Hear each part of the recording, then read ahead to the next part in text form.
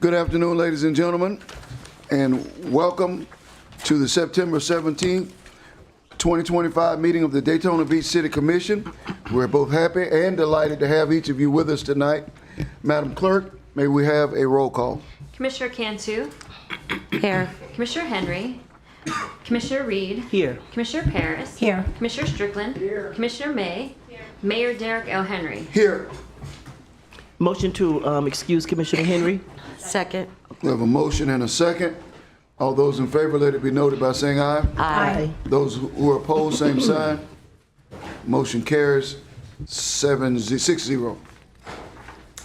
Okay, we're going to move on to item number 4, which is approval of the minutes of the August 6, 2025 City Commission Redistricting Workshop. We have a motion from Commissioner May and a second from Commissioner Reed.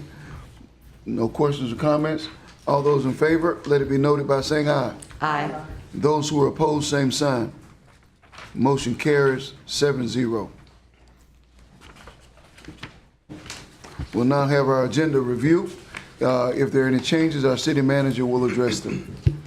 Yes, Honorable Mayor, Commissioners, we're adding to item 8Z mayoral zone support fund distribution, $5,000 to Food Brings Hope to support families for weekly groceries from the zone support funds of Commissioner Juanita May, $500 to the Senior Oasis, and $500 to Children's Christmas Party from Commissioner May. Could we say that the Oasis is for the senior prom, not just Oasis in general? Is that correct, Commissioner May? Yes, that's correct. All right, thank you. Senior prom. Motion to approve the agenda. Second. You gotta have that prom. Okay. All right, we have a motion and a second. All those in favor, let it be noted by saying aye. Aye. Those who are opposed, same sign. Motion carries 6-0. Okay, we'll now move on to item number 6, which is our presentations. Item 6A is a presentation from Seabreeze High School. All hail the school on the ocean blue. We praise our alma mater. From wind and wave, her name we gave. Oh, hear us when we say, Seabreeze, Seabreeze, to thee we proudly sing. Seabreeze, Seabreeze, we praise your name.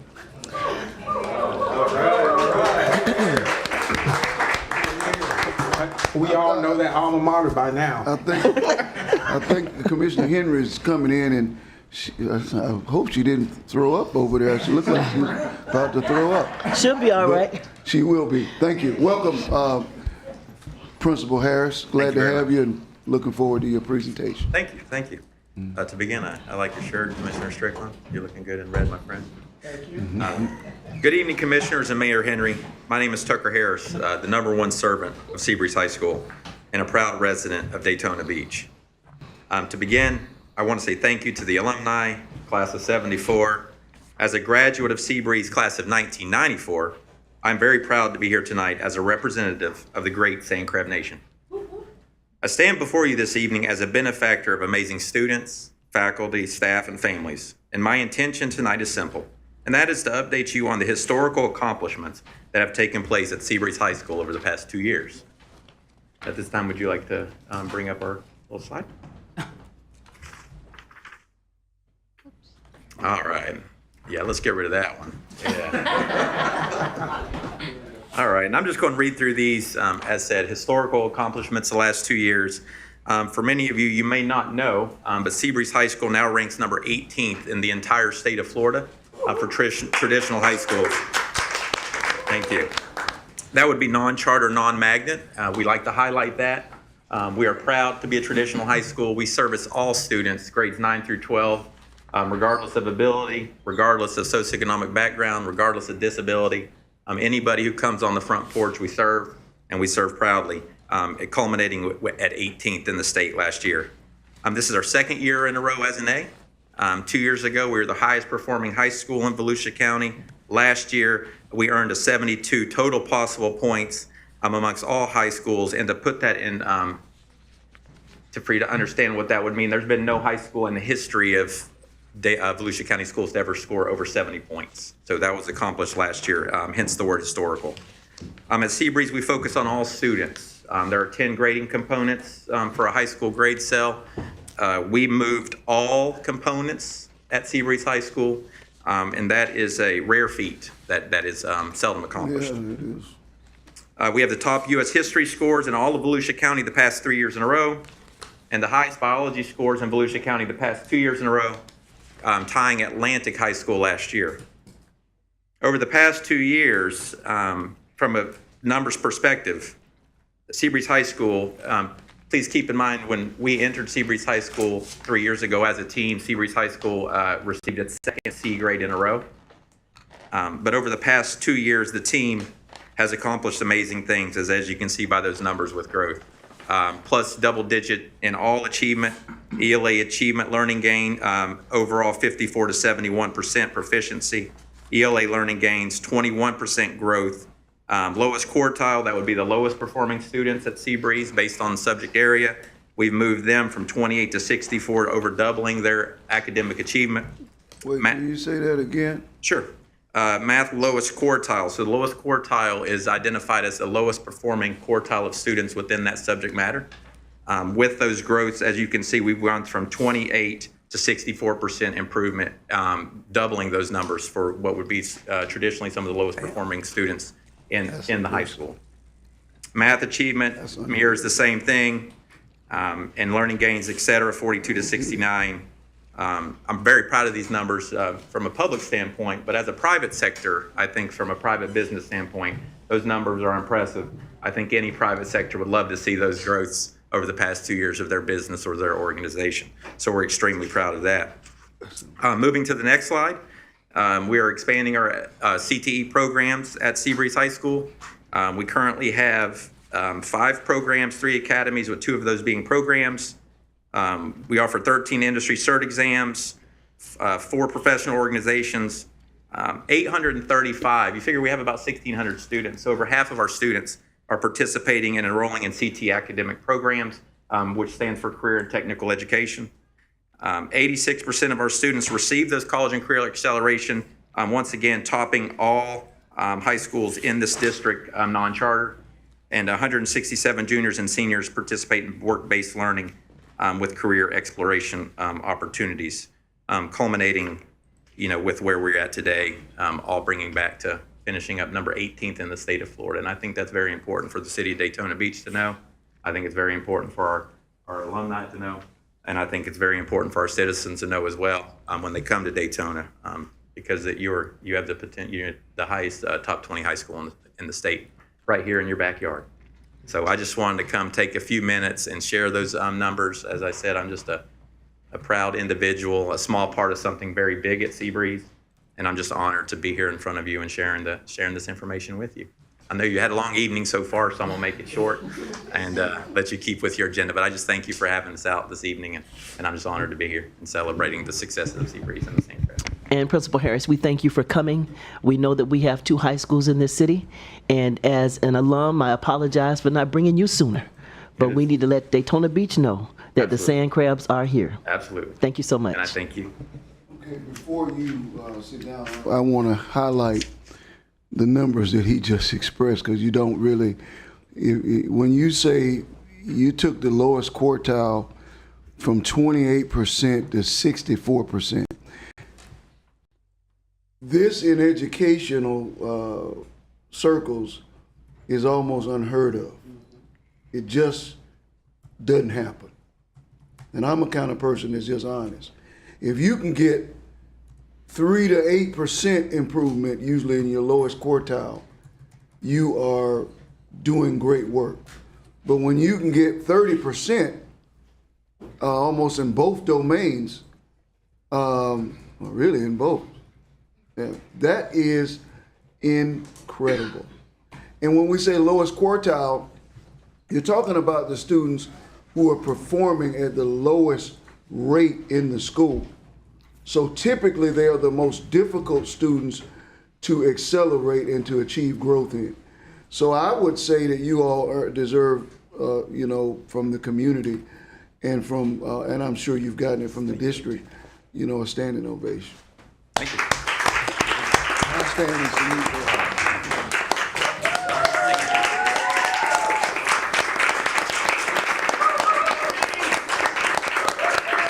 Thank you. And I'll let you go on this, but I'll just say this. I don't have any other way to express it other than to say it's a big A deal. I like it. And But my once mother again, yeah, I just want to Would highlight. say it more bluntly, but I'll just say it's a big A deal. Just unbelievable. Thank you. A shout out to the faculty and staff. As said, I'm just a servant of those individuals that are in the trenches. I'm working with our youth, and I'm just proud to serve them. And that recognition goes to the teachers and the students that are doing the work and the staff that support them. And I'm just honored to be a face for this dynamic group of people. So I thank you for your time this The evening. history teachers, sub teachers, Principal, history hold- points. Thank you, Principal, everybody. hold on. I'm sorry. On behalf of Paula Reed and myself, we're prepared to offer you $10,000 in ARPA funds very soon. And I'll bring that by as soon as we get the check for it. I thank you very much. For you, okay? Thank you. And the check has to say principal discretion. Make sure the check says principal discretion. Yeah, it needs to say principal discretion, and I would like for us to present that check Here. when we go. No, when we have the. Well, you can present it wherever you want. Oh. It's your money. Don't So matter. you can have them come here and present it. Sure. But that's Whatever's great. best. I'd be happy. Happy to- Okay. He's covered for money. Yeah, well, What and then, was your and, suggestion, Mayor? Well, we're going to have when we have the Christmas parade. At the end of the Christmas parade, we had a parade recently, but we were going to have, but it was canceled. So what we're thinking of doing is at the end of the Christmas parade, then we'll have a party that brings all the schools together, and then we will give them checks and have a celebration, basically celebrating education. We're proud of the fact that the district earned an A. yes. And we're proud. So I think it would be appropriate for us to give the check at that time also. You said Okay. the Christmas big, parade. the I big was- check. Yeah, well, we'll make a, Yeah, Well, the big check. that's quite a ways off. They might need that money. well, you can give them the money before. That's what I'm saying. We'll give them the You money. give them the money before. You come by, we'll But give he you the wants you to money, get and the then fake we'll check. do Yeah, but just something give them big the at the check end of to the let the race. folks Yeah, we'll do the fake check there. Fake check there. Yeah, I like that. Yeah. Okay. You give them the money as soon as you want. You can give it to Okay. them. I'll be back as your sub history And teacher thank you too. for doing that. Yes, thank you for visiting and doing the lesson and helping out there. Appreciate you. Okay. And I wouldn't be, I'd have to say it, once a sand crab and always a sand crab, right? So thank you. Thank you, everybody. Thank you. Thank you. Okay. Thank you. Okay, we're going to move on to item 6B. It's a Public Works Department Beautification Tree Advisory Board Awards. A member of the Beautification Tree Advisory Board to present.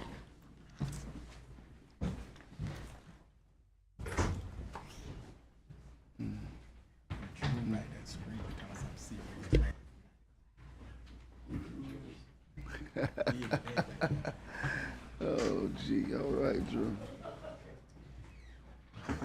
Good evening, Mayor Henry, members of the City Commission, Mr. Feature. My name is Marty Grimshaw. I live at 4 Granville Circle, and I'm member at large of the Beautification Board. But I bring some sad news. There are 2 active members of the Beautification Board. So we need more participation from all our zones. So tonight, the board has selected Mrs. Dorothy Gassett of 134 South Keech Street, Daytona Beach, as the Residential Beautification Award winner for the month of September 2025. Dorothy has been a resident of Daytona Beach for 59 years. She's resided at this property for 55 years. Mrs. Gassett's daughters and the groundskeeper, Fritz, take care of all their landscape maintenance and beautification. The types of trees and shrubs and plants are numerous, all used for beautification: crotons, bird of paradise, palm trees, bougainvillea, red tie, impatiens, magnolia, a magnolia tree, hibiscus, mandevilla, agave, variegated schefflera, rock roses, azaleas, and ferns. And her daughter is here tonight to accept her award. Plus, I just learned it's Mrs. Gassett's birthday. A beautiful evening. Is it your mom's birthday? Oh, okay. Well, please tell her Mom's that birthday. 87. Wow. Excuse me. I'll get out of It's here. good to see you. Good to see you as well. This yard has always looked good, hadn't it, Miss Reed? That's what I was about to I say. mean, I since we were children. Yes, sir. uh, I have lived around the corner from this family for 43 years. And your dad took great pride in that Yes, he yard. did. If he'd painted that garage one more time. He liked orange, he liked white, he liked green. Because the house is brick and then he would just trim the color accordingly. And you guys have continued that tradition. And thank you for taking care of your mama. Yeah. And coming back home too, because you made that sacrifice as well. Oh, glad to be back. All right. So this certificate is just recognizing that you all are taking care of what God has given you. And for that, we say thank you. Because every little bit makes us look that more beautiful. And it takes every house to make that effort. So on behalf of the City Commission, this says a certificate of achievement. May it be known that this certificate has been given and presented to Dorothy Gassett for a distinguished achievement in residential beautification from the City of Daytona Beach, signed by our Mayor, Derek L. Henry, and myself, Commissioner Paul R.V. Let's turn around. You're going to shake you and get close to me. Over which way? That's good. Wait a minute. Beautiful, thank you. Let me take one. Class of '87. Yes. All right. All right, Good. thank you. Be blessed. Thank you, Alrighty, you're welcome. Now this, let me also say this.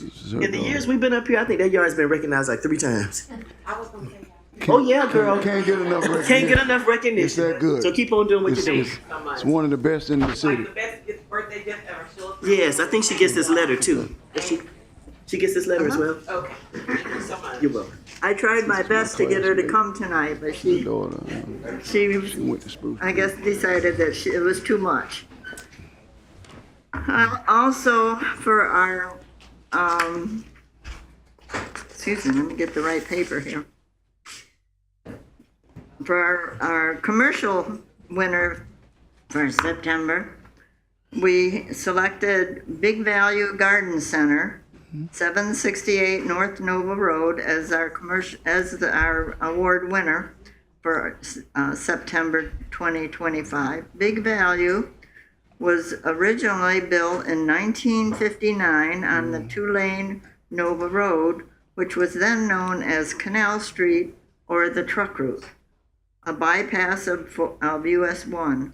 The open-air curb market quickly evolved into a garden center, pet supplies, feed, and produce and stand, and in the 1970s transformed into the garden center and nursery.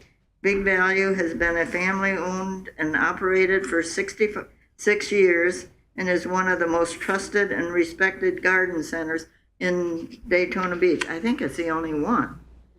Big Value offers a wide range of plants and flowers, including annuals, perennials, shrubs, trees, garden supplies, including soil, compost, fertilizers, pesticides, seeds, landscape and irrigation, residential and commercial landscaping services, design consultants, installations, and maintenance. I think they're wonderful for our community. Is there someone here for Mayor Henry will award? I'm not organized tonight.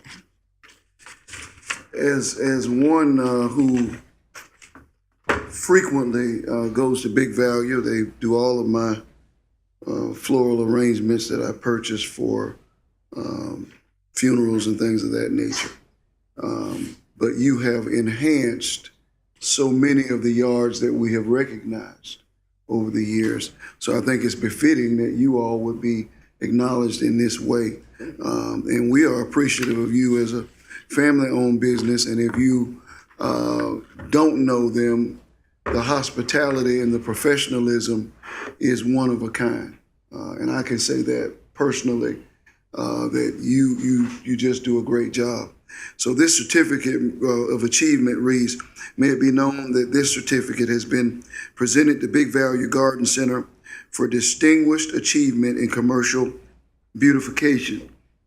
City of Daytona Beach, Florida presented this 17th day, signed by myself, Derek L. Henry, Mayor, and Commissioner Danette Henry, whose father often purchased plants and flowers for his beautification business from Big Value. So thank you very kindly and congratulations. Thank you.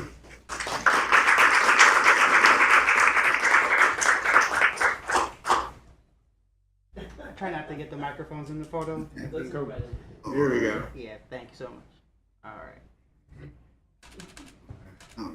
Perfect, thank you. Thank you very much. Big Value. Thank you. Appreciate it.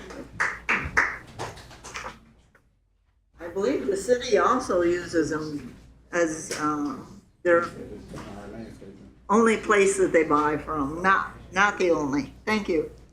Please remember, we need representatives from each of the zones on our board. 2 members, we don't have a quorum. May I just say one thing, Mayor? Yes, ma'am. I'd like to thank Marty. She's been on our beautification board for over 25 years, and she's a Zone 1 representative. Well, actually at large. So I want to thank you very much for keeping up with this because it's very important. And then the other member is Sharon, so she's also a Zone 1 representative, so we could help them out. She 2 of them hired left. us with 2 members left. So we need more. My Please. member passed away. We have other members on the board, but I don't think they're showing up They're for not meetings. participating. Wait, my zone 4 is correct, because he was gonna resign because he said every time he goes there, there's never a quorum. That's right. He's still on there, correct? I understand he quit, but we'll get him back. Okay, well, I called him and he said he was coming back. Okay. So, Well, but he is going to resign if we don't start having a quorum. I know. And Letitia, you were gonna send, okay, thank you. Thank you all.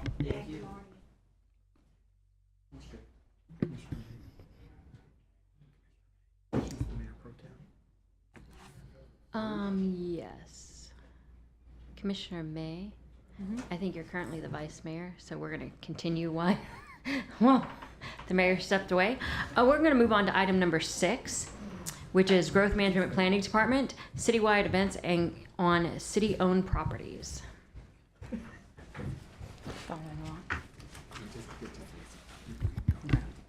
Good evening, Mr. or Vice Mayor, City Commissioners, Mr. Fiacher. Thank you for having me tonight. My name is Emilio O'Brien. I'm a senior planner here at the City of Daytona Beach. I need this clicker. I thought I had something I wanted to give, but I didn't. Go ahead. Go ahead, sir. So I just want you all for a second to imagine unlocking the full potential of our city, transforming green spaces, parking lots, vacant lots, and civic areas into vibrant community hubs that support local businesses, celebrate culture and history, and bring neighbors together. This bold initiative simplifies the permitting process and empowers flexible, engaging events perfectly timed to honor our city's 150th anniversary. Together, we can build a stronger, more connected Daytona Beach for everyone.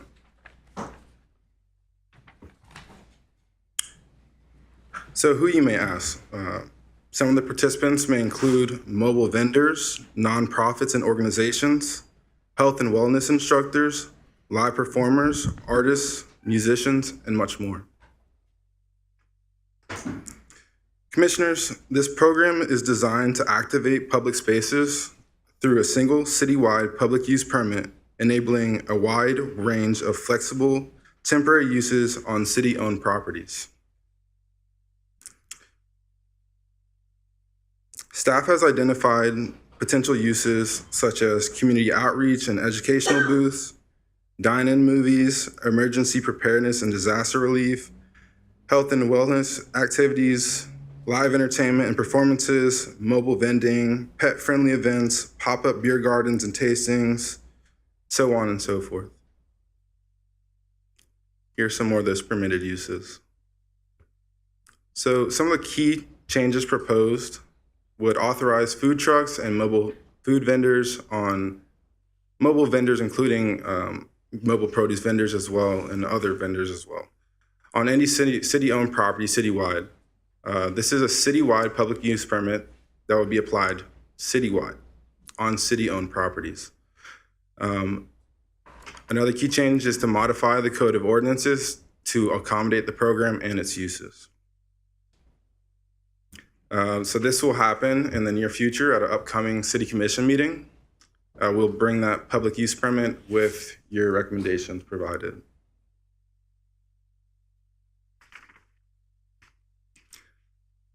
So where the priority focus is city-owned property citywide, including but not limited to parks, community centers, underutilized lots, and downtown locations. Here are some of the site selection criteria that we'll look at when we implement these events. Include public accessibility. We're looking for compatibility, access to utilities in some cases if needed, so on and so forth. This right here is a map of the city-owned properties throughout the city. It's the green on the map here. So you can see we have properties dispersed throughout the city, all the way west to LPGA, Main Street, Beach Street. So this will be applied citywide. Why? This innovative initiative streamlines the permitting process, enabling a variety of dynamic, community-focused events, perfectly timed to celebrate our city's 150th anniversary. Together, we will create a stronger, more vibrant, and more connected Daytona Beach for all. Thank you. Thank you. Want to say thank you, Amelia, for leading this initiative. One of the things that staff has realized is that we have a lot of vacant space and green space that we can activate throughout the community. And you will notice in underutilized facilities, one of the first things that's coming up is the artisan market that Commissioner Danette Henry has initiated, and we've taken that idea, and Emilio and his team have said, let's expand it to all of our green spaces to activate, especially for the sesquicentennial, but also to take this throughout the city for years to come in areas, but also work with local businesses so we don't take away from those brick and mortar companies also when we have the type food trucks. But thank you for what you're doing and trying to get ideas from commissioners, not only tonight, but over the next couple of weeks until you bring that idea back, if that's the desire of the commission. Of course. Thank you. Emilio, can I have a copy of that PowerPoint, or we have a copy of that PowerPoint? If you send it to the clerk, she'll If dismiss. you want one, I have one right here. I'll wait till everybody else gets it, but thank you. May I ask a question of something, please? So I did have a business owner contact me, right? And the question that the business person had was, can we afford them any kind of protection with regard to restaurants? So let's say there's a restaurant, if we're already strapped for clients, let's say, how can we help the business owner versus the business owner feel as though we're taking business from them? Yeah, so we are going to look at compatibility just like we would do on a broader planning standpoint. So in those situations, like let's say there's a pizza shop, brick and mortar, we're not going to let necessarily a mobile or food truck put a pizza food truck right next to a pizza restaurant. Mm-hmm. And we're going to make sure that it's accessible and that there's visibility as well. Okay. And one of the suggestions was, I'm not sure why I recall this. I feel a few years back we had the same issue come up with food trucks. I think it was on Main Street. And the question was, how far would they be distance-wise? I know we're saying not right next to or adjacent to, but is it 250? Is it 300 feet? Is it 500 feet? Is it 1,000 feet? What are you looking at? So there are provisions in the Code of Ordinance currently. With the public use permit, we're looking at city-owned properties citywide. So we will, we're looking to make exceptions for the city properties to allow the community to come together to do these events on city properties. And that would include places like Main Street. Okay. Would this extend to the boardwalk? Yes, if it's city owned, yes. Okay, just want to. So the boardwalk, I saw some green spaces there, right? Just small little ones. That's going to be very close to the existing businesses down there. So again, can we please keep in mind that they're still operating? And I understand the concept of a cluster economy. You can bring other people in, but please be mindful that they're going all year round as a courtesy to the city, right? And sometimes it's very slow, and that makes it really hard on the businesses down there. Please. We're in contact with the people that you're talking about. You don't know who it is. Okay. Could be Main Street. Could be, doesn't matter. I'm specifically talking about on the boardwalk. So we're open to the consideration. It's about compatibility, like I said at the end of the day, and we're going to make sure there's visibility and that it's accessible.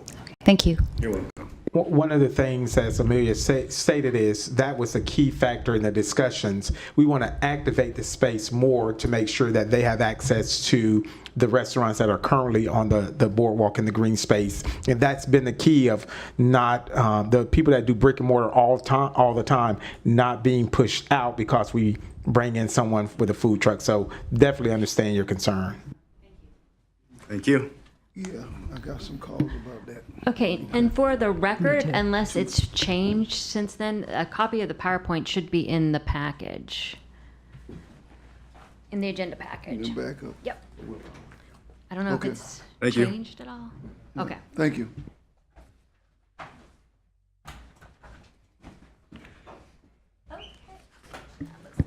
Our last presentation, we're going to move on to item number 7.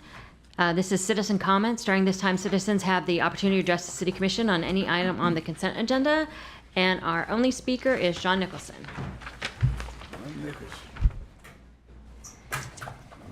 Speed up.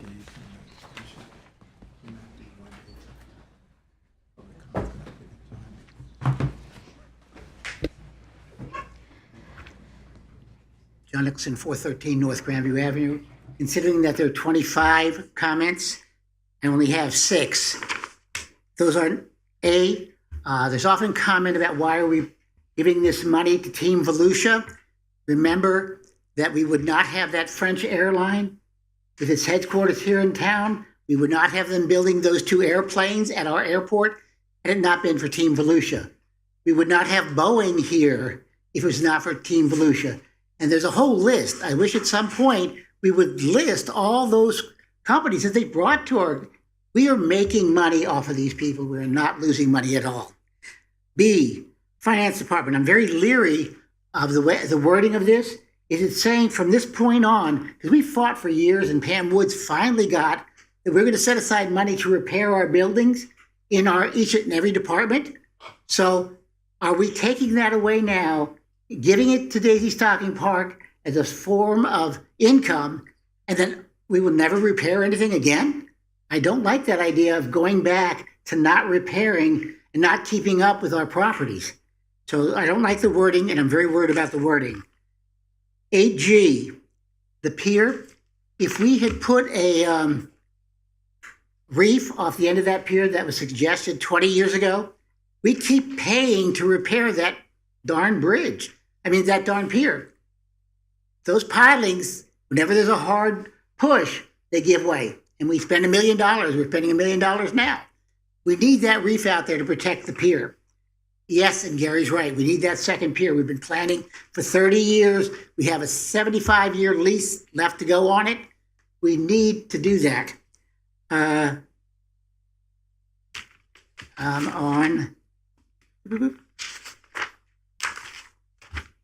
8I,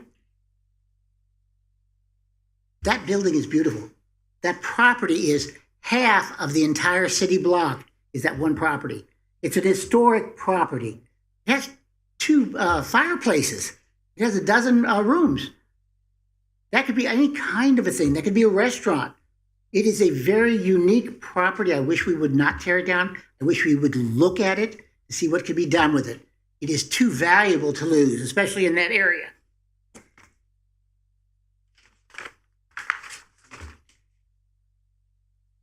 U Jackie Robinson Ballpark. Is this part of the $30 million? Are we going to repair this roof and then next week we're going to tear down the building?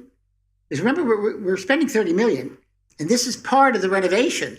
So I hope we're not putting a lot of money into something that we're going to tear down in a year. Told you there were a lot of things. 8Z, zone-specific funding. I would like to find out where the funding did go, what zones got what, and how much money was spent. Thank you. That was our only speaker for the consent agenda.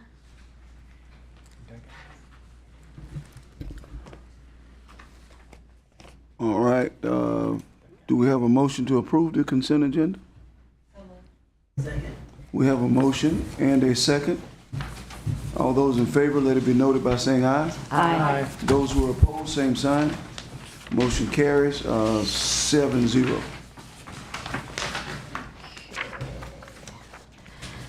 All right, we're going to move on to item number 9, which is our public hearings and quasi-judicial hearings. Item 9A is the City Attorney's Office redistricting ordinance. This is an ordinance on second reading, public hearing.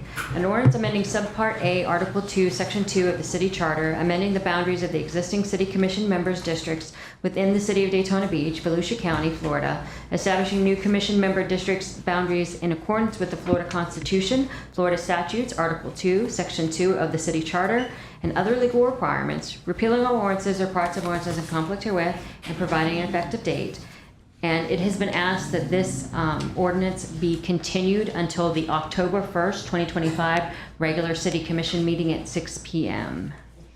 Yeah, Mayor and City Commissioners, the legal description that corresponds to the latest map is not ready. Legal descriptions are very complicated, and I've been working with our public works staff and our consultant to get that finished. It isn't finished tonight. It is a relatively minor document because it has to follow the map. But we want to do this in every way possible correctly, and so I think we should just wait until the next meeting, and we'll have it done in plenty of time for that meeting, and we can pick it up then. I move for the continuance of this. Second. All right, we have a motion and a second. Do we have any comment? All right, all those in favor, let it be noted by saying aye. Aye. Those opposed, same sign. Motion carries 7-0. Okay. We're going to move on to item 9B. It's a Finance Department Budget Division, fiscal year 25-26, property taxes and budget for the City of Daytona Beach. Item number 1 under 9B is the public hearing, and members of the general public may speak on the proposed millage rate and budget. And I have one speaker for the public hearing, Mr. John Nicholson. Okay. What do you say? I have no other speakers then. So we're going to move on, and the budget officer is going to give a brief statement.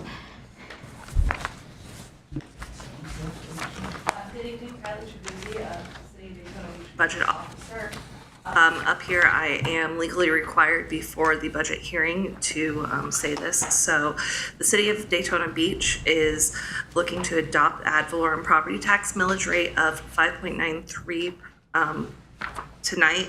That is a 4.1% increase over the rollback rate of 5.6962.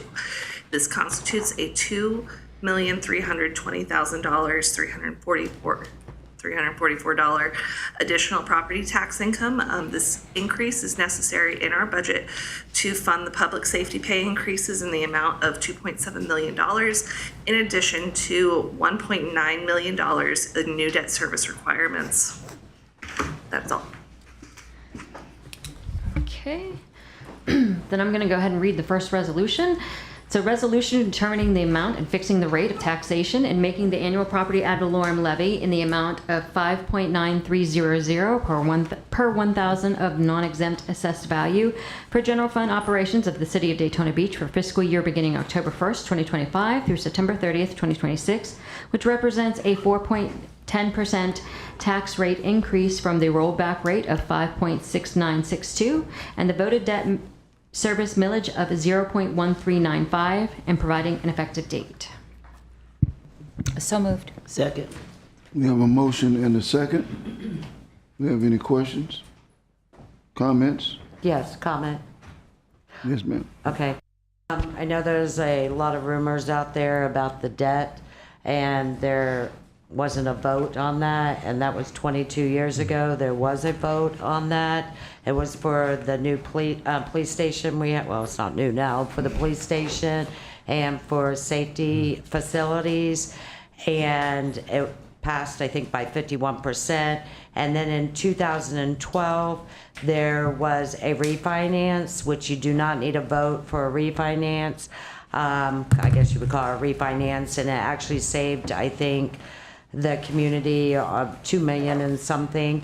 And so every year that we're paying for that after, and I'm gonna have Ben explain it because he can explain it more. I understand it, but. Maybe I think you're doing a really good job. But thank you, explain it. So, under the Florida Constitution, if we borrow money that's going to be payable over a period greater than a year, and we're committing to using ad valorem taxes to be the source of repayment, we have to put that on a voter referendum. So we did that in 2004 when we issued the general obligation bond series to pay for the police station. Once we did that, we were obligated each year after that, in this action that we're taking tonight, every year that we've done that, to specifically describe the amount of our levy that's going to go to pay that debt service. We've done it every year since 2004. In 2012, as Commissioner Cantu mentioned, we refunded the bonds. We have to use our good bond language.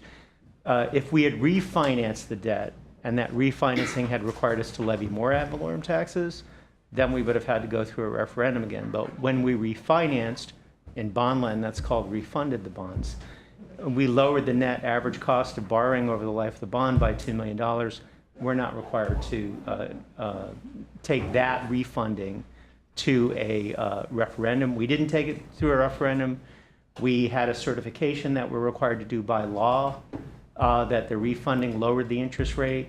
The statutes provide that that certification is conclusive, that it can't be challenged. So that's what we did. It was a legal action. It was an official action. And for every year that we continue to have to repay that reworked bond with ad valorem tax revenues, we have to set aside in the action that we're taking, like the one tonight, the amount of our ad valorem levy that's going to go to pay that debt. So. And when it went out, it couldn't exceed over 24 million, correct? The initial bond, Correct. It was up to 24 million. It was repayable until the year 2020. When we refunded the bonds, we substantially lowered the interest rate. And even though we extended the period of repayment until I think 2029, there's a very detailed calculation in this certification that we were required to do by law that shows how over the life of the loan it reduced the cost of the borrowing by $2 million, which also meant it reduced the levy that we had to do each year. So are there any questions on that? No questions. Thank you. All right, do we have a motion and a second? All those in favor, let it be noted by saying aye. Aye. Those opposed, same sign. No. Motion carries 5-2. Okay, we're going to move on to item number 3. It's a resolution adopting the budget for fiscal year October 1st, 2025 to September 30th, 2026 for the City of Daytona Beach, prescribing the net sources of revenue in the estimated amount of $379,886,487, setting forth expenditures and transfers in the amount of $379,886,487, of which operating expenditures total $303,122,176, transfers $63,907,392, and capital expenditures $12,856,919, and providing an effective date. So moved. Second. We have a motion and a second. All those in favor, let it be noted by saying aye. Aye. Those opposed, same sign. No. No. Motion carries 5-2. Then we need to recess for the Oh, yeah, DDA. DDA. We will recess for the DDA to do their business.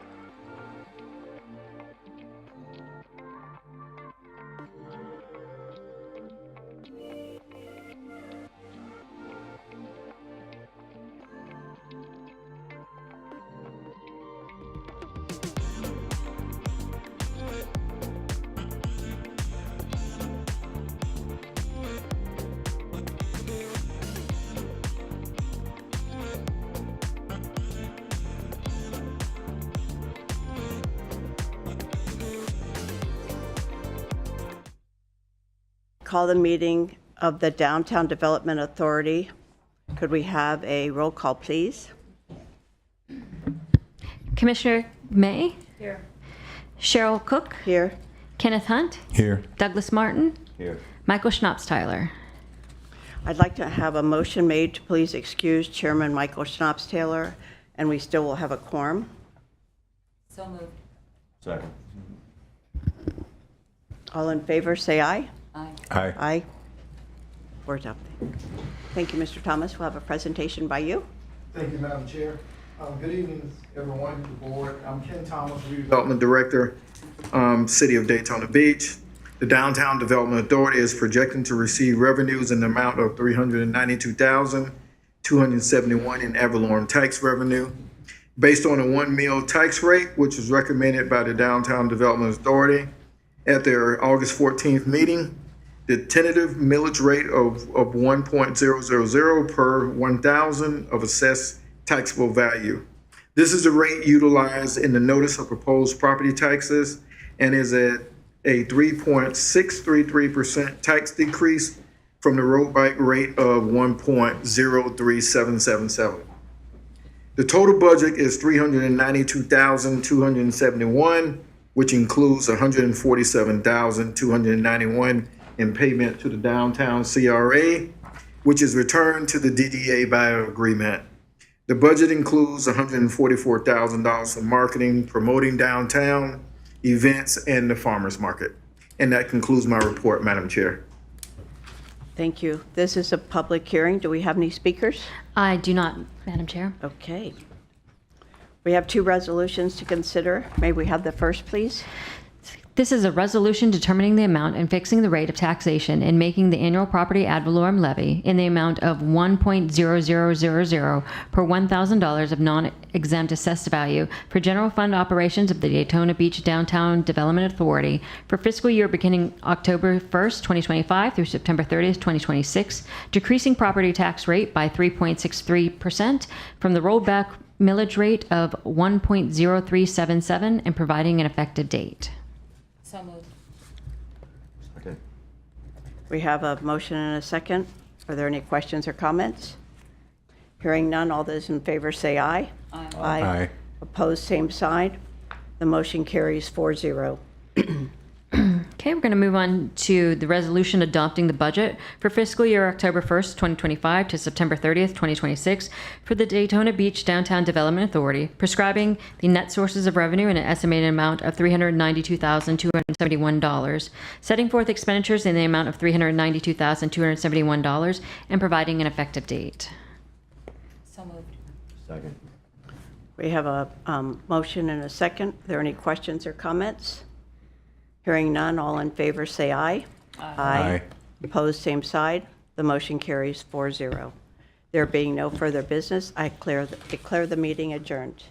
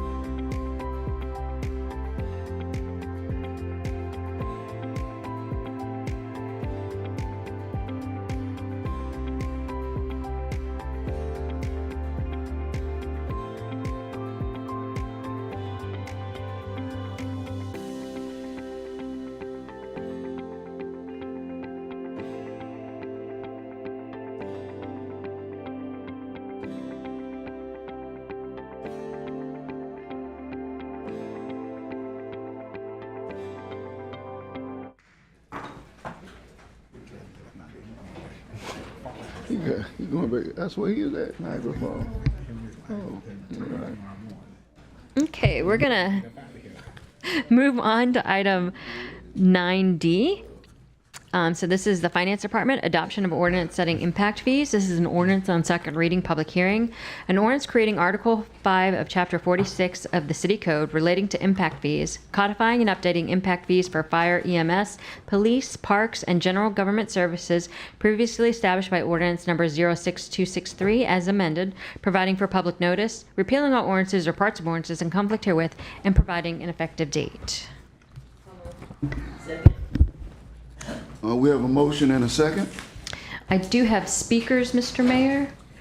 Our first speaker is John Nicholson, and on deck is Allison Root.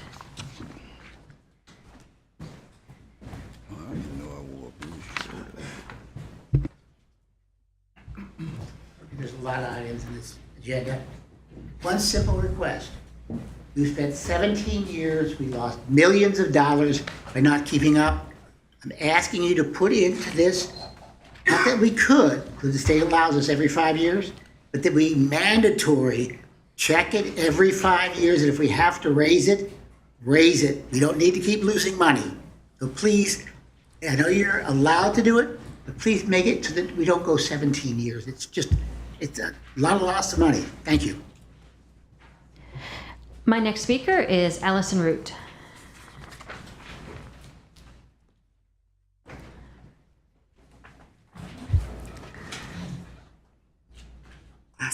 Good evening, Mayor, Commissioners, and staff. My name is Allison Root, and I am the Executive Officer for the Volusia Building Industry Association, and I represent the builders, trades, and other professionals within the industry here in Daytona Beach.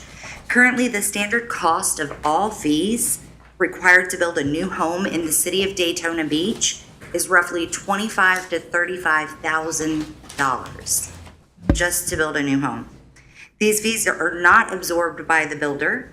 They are fees the homeowner pays and are financed into their 30-year mortgage. That means families are paying interest on government fees for decades. Now, national statistics show that for every $1,000 increase in the price of a new home, you just priced out 100,000 people from the market. That's 100,000 people that can't buy a new home based on a $1,000 increase.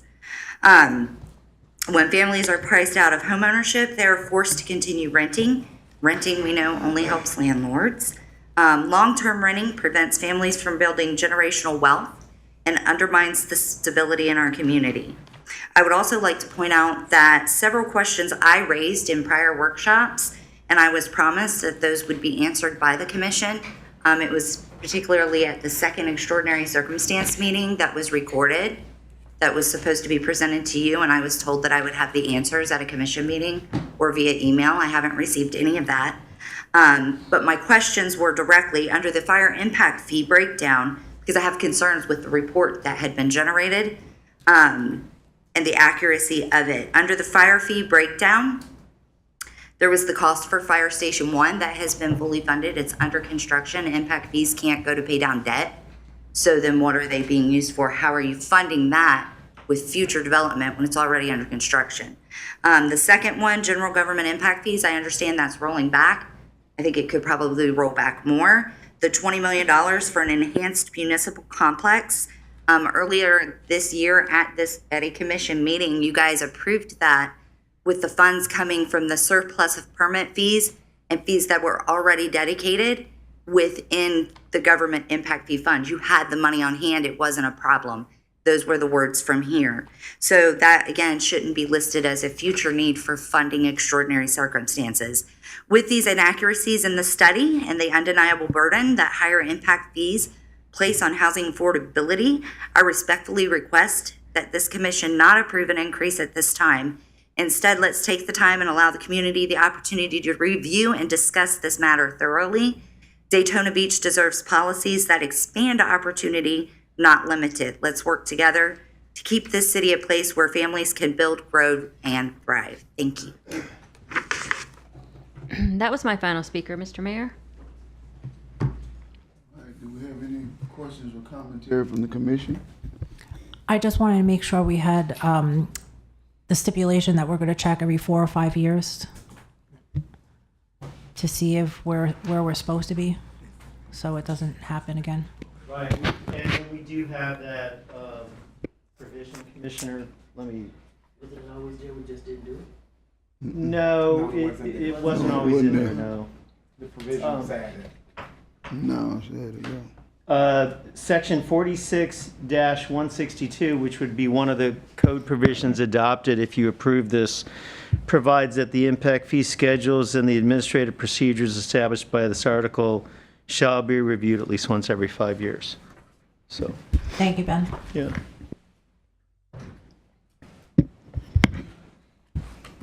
All right, we have a motion and a second.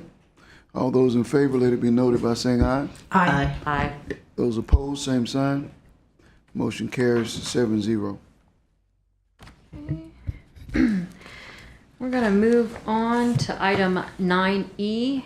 It's a Growth Management Planning Department, Hang 10 Car Wash T4 rezoning. This is an ordinance on second reading, quasi-judicial hearing. An ordinance amending the zoning map of the Land Development Code to rezone 1.82 plus or minus acres of property located at 1506 South Ridgewood Avenue from Tourist Office Restaurant T2 and Tourist Office Retail T4 to Tourist Office Retail T4, repealing all ordinances or parts of ordinances in conflict herewith and providing an effective date. So moved. Second. All right, we have a motion and a second. And I have no speakers, Mr. Mayor. Do you have any questions or comments? All right, hearing none, all those in favor, let it be noted by saying aye. Aye. Those who are opposed, same sign. This motion carries 7-0. Okay, we're going to move on to item 9F. It's Growth Management Planning Department, Facilitate Affordable and Inclusive Housing, Land Development Code Text Amendment. This is an ordinance on second reading, public hearing. An ordinance amending the Land Development Code, Article 3, Section 3.4, Article 6, Section 6.22, and Article 11, Section 11.4 to support the development of affordable and inclusive housing, repealing all ordinances or parts of ordinances in conflict herewith and providing an effective date. Second. All right, we have a motion and a second. And I do have one speaker, Mr. Mayor, Mr. John Nicholson.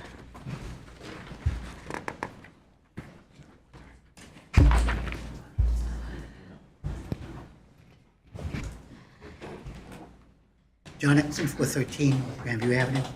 I've asked you before, and yesterday I asked the county council to look at Clyde Morris Landing.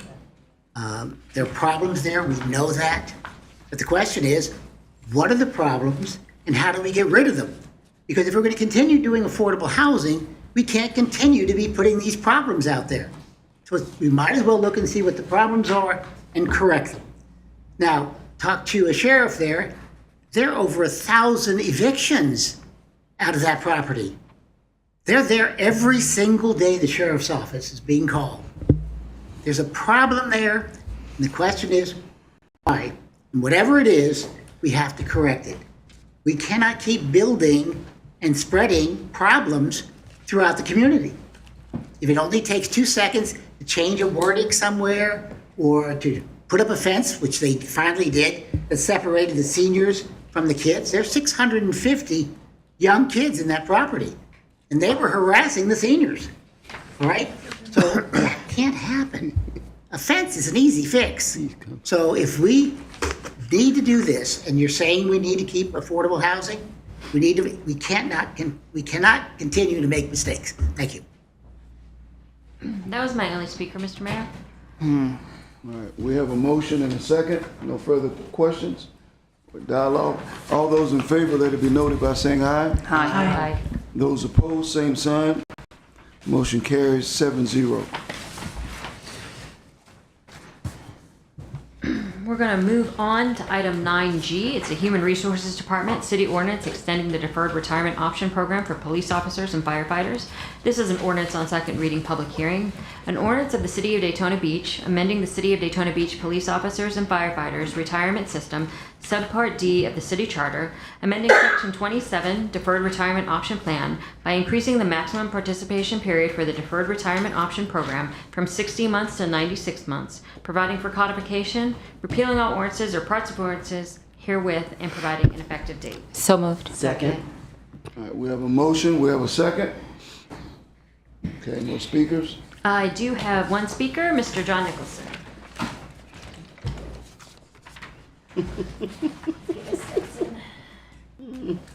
John, you're getting your steps in tonight. I told you there was a whole slew of things on this thing tonight. We lost Craig because of this program. We're going to lose Jakari because he went in the program, can't get out, and he's got to go. So we need this because we need the police officers to stay. But what I didn't hear and what I needed to hear is, how does this affect our retirement budget? Because remember, these people are going to retire at like 20 or 25 years, and they'll be 20 years old when they retire. So we're going to have to pay retirement benefits for 40 or 50 years. That gets expensive. So How it works. trust me, they retire when they can and they get another job. I know, but My cousin ended up with 3 different jobs and got 4 paychecks when he retired. So I'm asking you, one of the worst things the city can do is dig itself in a hole with its funding as time goes on. So I'm fine with this program. We need this program, but we need to check out the budget as well. Thank you. That's my only speaker on this item, Mr. Mayor. all right, we have a motion, we have a second. All those in favor, let it be noted by saying aye. Aye. Those who are opposed, same sign. Motion carries 7-0. Okay, we're going to move on to item number 10, which is our introduction of ordinances. This is for City Commission comments and questions only. Item 10A is a Growth Management Planning Department, 512 Main Street Plan Development and Redevelopment. This is an introduction of an ordinance on first reading. An ordinance amending the zoning map of the Land Development Code to rezone 0.03 plus or minus acres of property located at 512 Main Street from RDB2 Redevelopment Beachside Specialty Retail to PDRD Plan Development Redevelopment, approving the 512 Main Street Plan District Agreement to allow for a bar or lounge use on the subject property, authorizing the Mayor and City Clerk to execute the agreement, repealing all ordinances or parts of ordinances in conflict herewith, and providing an effective date. And are there any questions or comments from the Commission on this item? Okay, the public hearing is set for October 1st. Okay, we're going to move on to item number 11, which is our administrative items. Item 11A is a Growth Management Planning Department That is a, wrong one. Economic and Strategic Opportunities Department, Biketoberfest 2025. This is the Greater New Zion Baptist Church. This is a resolution relating to the Biketoberfest 2025 Master Plan for Private Property approved by Resolution 2025-282, approving the application of the Greater New Zion Primitive Baptist Church for temporary outside parking and outside activities subject to conditions and providing an effective date. Second. And I have no speakers for this item. All right, we have a motion and a second, and we have no speakers. All those in favor, let it be noted by saying aye. Aye. Those opposed, same sign. Motion carries 7-0. Okay, we're going to move on to item 11B. It's the Economic and Strategic Opportunities Department 12th Annual Battle of the Babes special event. This is a resolution approving a special event known as Battle of the Babes Music Festival on October 12th, 2025 at Main Street Station, 316 Main Street, subject to conditions, providing for violations and enforcement, and providing an effective date. So moved. Second. We have a motion and a second. I have no speakers. No speakers? All right, all those in favor, let it be noted by saying aye. Aye. Those opposed, same sign. Motion carries 7-0. We're going to move on to item 11C. This Public Works Department, City Island Seawall Design Phase 2. Approve work authorization number 2. This is a resolution relating to contract number 22594 with Dredging and Marine Consultants, LLC, for professional engineering services with emphasis on seawall design, ratifying the city manager's expenditure of $296,112.74 to pay Dredging and Marine for engineering, design, permitting, and construction oversight of the seawall in accordance with work authorization number 2 under said contract, and providing an effective date. So moved. Second. All right, we have a motion and we have a second. And I have no speakers for We this have no item. speakers. All those in favor, let it be noted by saying aye. Aye. Excuse me. Those opposed, same sign. Motion carries 7-0.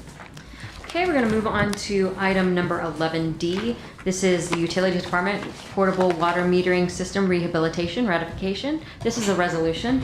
A resolution ratifying the city manager's expenditures of $4,268,745.50 to pay Core and Main LP Ferguson U.S. Holdings LLC and Vipo Metering South LLC for repairs and replacement of city billing meter equipment and providing an effective date. So moved. Second. All right, we have a motion and we have a second. And I do have one speaker, Mr. Mayor, Mr. John Nicholson, who has forfeited his time. John? No other speakers, Mr. All Mayor. right. All those in favor, let it be noted by saying aye. Aye. Those opposed, same sign. This motion carries 7-0. That was our final agenda items. All right, we'll move on to our commission comments.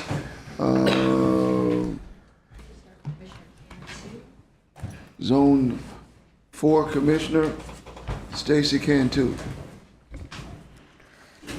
First of all, I need to see if I can get a alternate, and I know you've were on the TPO before. I need someone to set in for me on October 22nd at 9 o'clock. Will you do that? Yes. Thank you so much. My grandson's having a major surgery, so I appreciate it. Okay, and if I do have any other dates, can I? Yep. Thank you. So Ben, will you make sure you send over a I will, note to yeah. Colleen? Okay, I appreciate it. Thank you. Okay, what do I have? I don't have a whole lot though. Oh, first of all, I want to give my deepest condolence to Officer Joel, his family, and the Edgewater Police Department. I'm with you. Totally sad. Yes. And then I have some exciting, this is exciting to me, but probably not you guys, but I worked on this project for over a year and a half, and I almost gave up, and my husband even said, "You're not a quitter."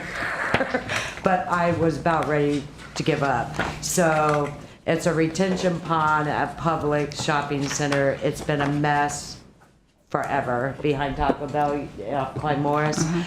And so I started with San John's Water Management. They did so much digging for me, Cammie did. And then she called DEP in Tallahassee, so we started talking to them. They couldn't find any records because it was so long. And then Cammie said, you know what? I mean, they can't find nothing in the archives. And she said, I think it's been neglected for so long because no one can find anything. And it just went on and on. And I actually called Jim and as well. And then Bobby Ball found something and he made a joke. I was in 4th grade when he looked back at this, but it really didn't help. And then my last hope, I called Public Works, David Waller, and I said, do you guys have anything in the archives, that would, and he said, I don't think so, but we have a female that works for them. I don't know her, but she's amazing.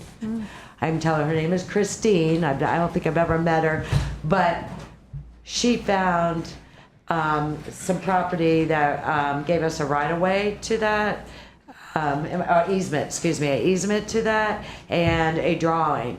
And I actually was so excited. I think I called Ben at, 6:30 at night? And I was like, I can't believe this. So since then, with legal and code, we have been able to accomplish getting that cleaned up. It's not all the way. So Denzel already took it upon himself, and he sent me pictures today. Can you put them up, the before and the after? That's before. Okay, these are the 2 pictures. This is, and it's not completely done yet. Is that amazing? Yeah, it is. My residents have been asking forever. I know this is like very exciting for me because it just took forever and he's still not finished. So, I mean, it took a lot of people to accomplish that. So I just want to say thank you to everyone, and especially to Christine and then Code and Legal for Denzel and Yeah. Tony Jackson. Yeah. Yeah, and Tony Jackson, yes. There's a lot of people to say thank you. It took a team to get this accomplished, but they're still working on it. So that was my thank you. Congratulations, that's all. Because I was ready to give up. And that takes a lot for you. For me, yeah, thank you. And I think that's about it. Thank you. That's great. Congrats. Thank you. Commissioner Henry. Good afternoon, evening. Reminding everyone that we are really excited about the market that's coming to YSG on September 20th. We've got quite a few vendors already, and there is space for more vendors. We hope that you will come out, stroll, go ahead and start your early Christmas shopping. We've got some wonderful vendors. We've got Sugar Plum with their handcrafted cookies and baked goods. AgriPlate with healthy farm fresh meals. Very tasty cakes, treats, and vegan desserts. Assad the Builder handmade shirts. Tennis Steve treats, desserts, and snacks from a food truck. That's amazing. J. Marie Designs hand-turned wooden items and sun catchers. And Foxy Mascot Creations, fans, bags, and artwork. And to my understanding, we are going to be switching out those vendors every month, so they'll have different vendors in the market.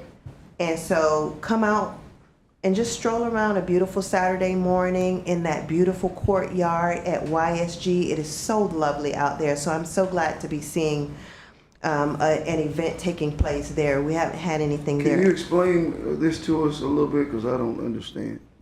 Okay, we're having an artisan market, and so we're going to have vendors in the courtyard at YSG. Everyone will be able to come out and shop with those vendors, local vendors, small businesses here from the city and around different places. And so you can come out on Saturday morning and just shop with the local vendors in the courtyard outside at the YSG. And how many vendors can we get in there? Do you know? Now, I don't know how many vendors we can get in And there. how much does it cost for a vendor? It's free to vend. Vending is free. Just rotating the people out? How many vendors can we get in there? I really don't know how many, but I think the latest email said there is still space available for that. But I think it's for like 8 to 14. 8 to 14? 14, and they're free. And all they have to do is submit their information, and staff works to make sure they don't have the same vendor base at the same time. And as Commissioner Henry stated, they'll be rotated over the 4 or 5 months. So vendors get the opportunity to really to sell to anybody for free. In most places, you have to pay for a space. And then do they, you probably rely on the vendors to promote it too, to help us, because it would be advantageous to them if they promoted it. Absolutely. So people will come. And they've been sharing on their pages. And they've been sharing on their pages. They have. Okay, how can I help to share it on my pages? It's on the city's website. It's on the, the city has been posting it. And there is a giant banner at Derbyshire Park. So when you come down 3rd Street, right there at Derbyshire is a giant banner. And Cypress. And Cypress? Okay, and Cypress. So, that is going to take place September 20th, October 18th, and November 8th.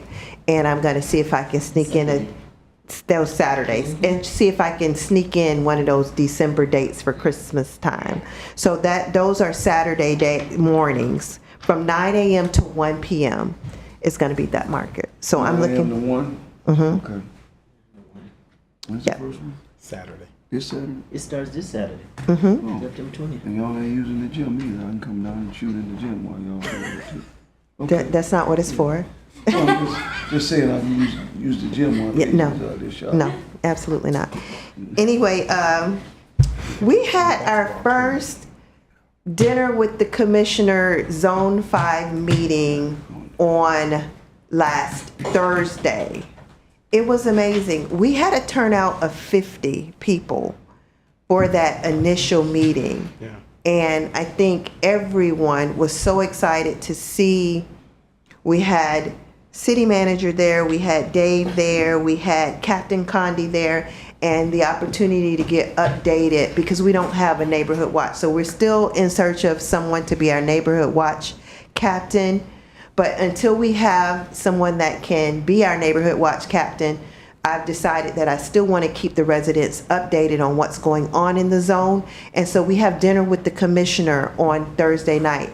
Our next dinner with the commissioner is going to be at the police station.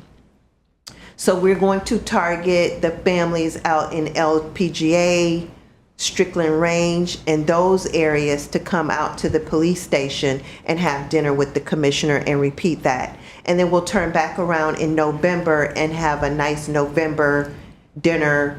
And so we're doing that to try and get people out and get them back interested in what's going on in the community. And so far, really, really good. I think we ordered 40 Chick-fil-A sandwiches, and I thought that was plenty. I say, oh, this is more than enough sandwiches. I'm sure we'll only have 20 people, and those people kept coming. So we did have enough because we did some other things as well. I want to thank staff because staff did a phenomenal job of pulling that together for me. And making it really nice special event. And everybody said they're going to be bringing 2 or 3 people the next time. So we'll probably outgrow that small room that we're in YSG and be in the gym in the next couple months. So keep looking forward to us doing that, updating you to what's going on in the city. In the next meeting, I'd like to make sure we have maybe the city manager report and have it available for residents as well. And the last thing is crosswalks are in Zone 5, and they are amazing. They're beautiful. We have a crosswalk on not Vine Street, it is Brentwood. Brentwood has a crosswalk, Derbyshire has a crosswalk, and Vine Street has a crosswalk. So making pedestrians much safer in Zone 5. And so that is something that I am super excited about because my first campaign, if anyone remembers, I ran on sidewalks and pedestrian safety on Vine Street after that young lady got hit over on Vine Street. And so to see, we've got the sidewalks in, we've got the crosswalk in. Our kids are going to be safer walking to that community center and making Zone 5 much more walkable and safely walkable. And so I'm very excited about that. They look really good. Sidewalks are done on Brentwood as well. Brentwood and I think that's Essex, Brentwood and Essex area, Berkshire. Sidewalks are completed over there. Those sidewalks look really nice. So residents are really excited to see more sidewalks coming. Hoping to see some of those sidewalks that we still have some cracked sidewalks, especially going down the street, Fifth Street, going towards, down that hill, going towards the school, Westside Elementary. I'd like to get those sidewalks fixed because I want those babies walking on safe sidewalks. I don't want them tripping and falling because those sidewalks are uneven in a couple areas. Shouldn't take much to get those fixed, and I'd like to see those fixed as well. But for the most part, very happy with the things that are going on in Zone 5 and some of the projects that we have coming. We're looking forward to bringing some jazz artists to that courtyard.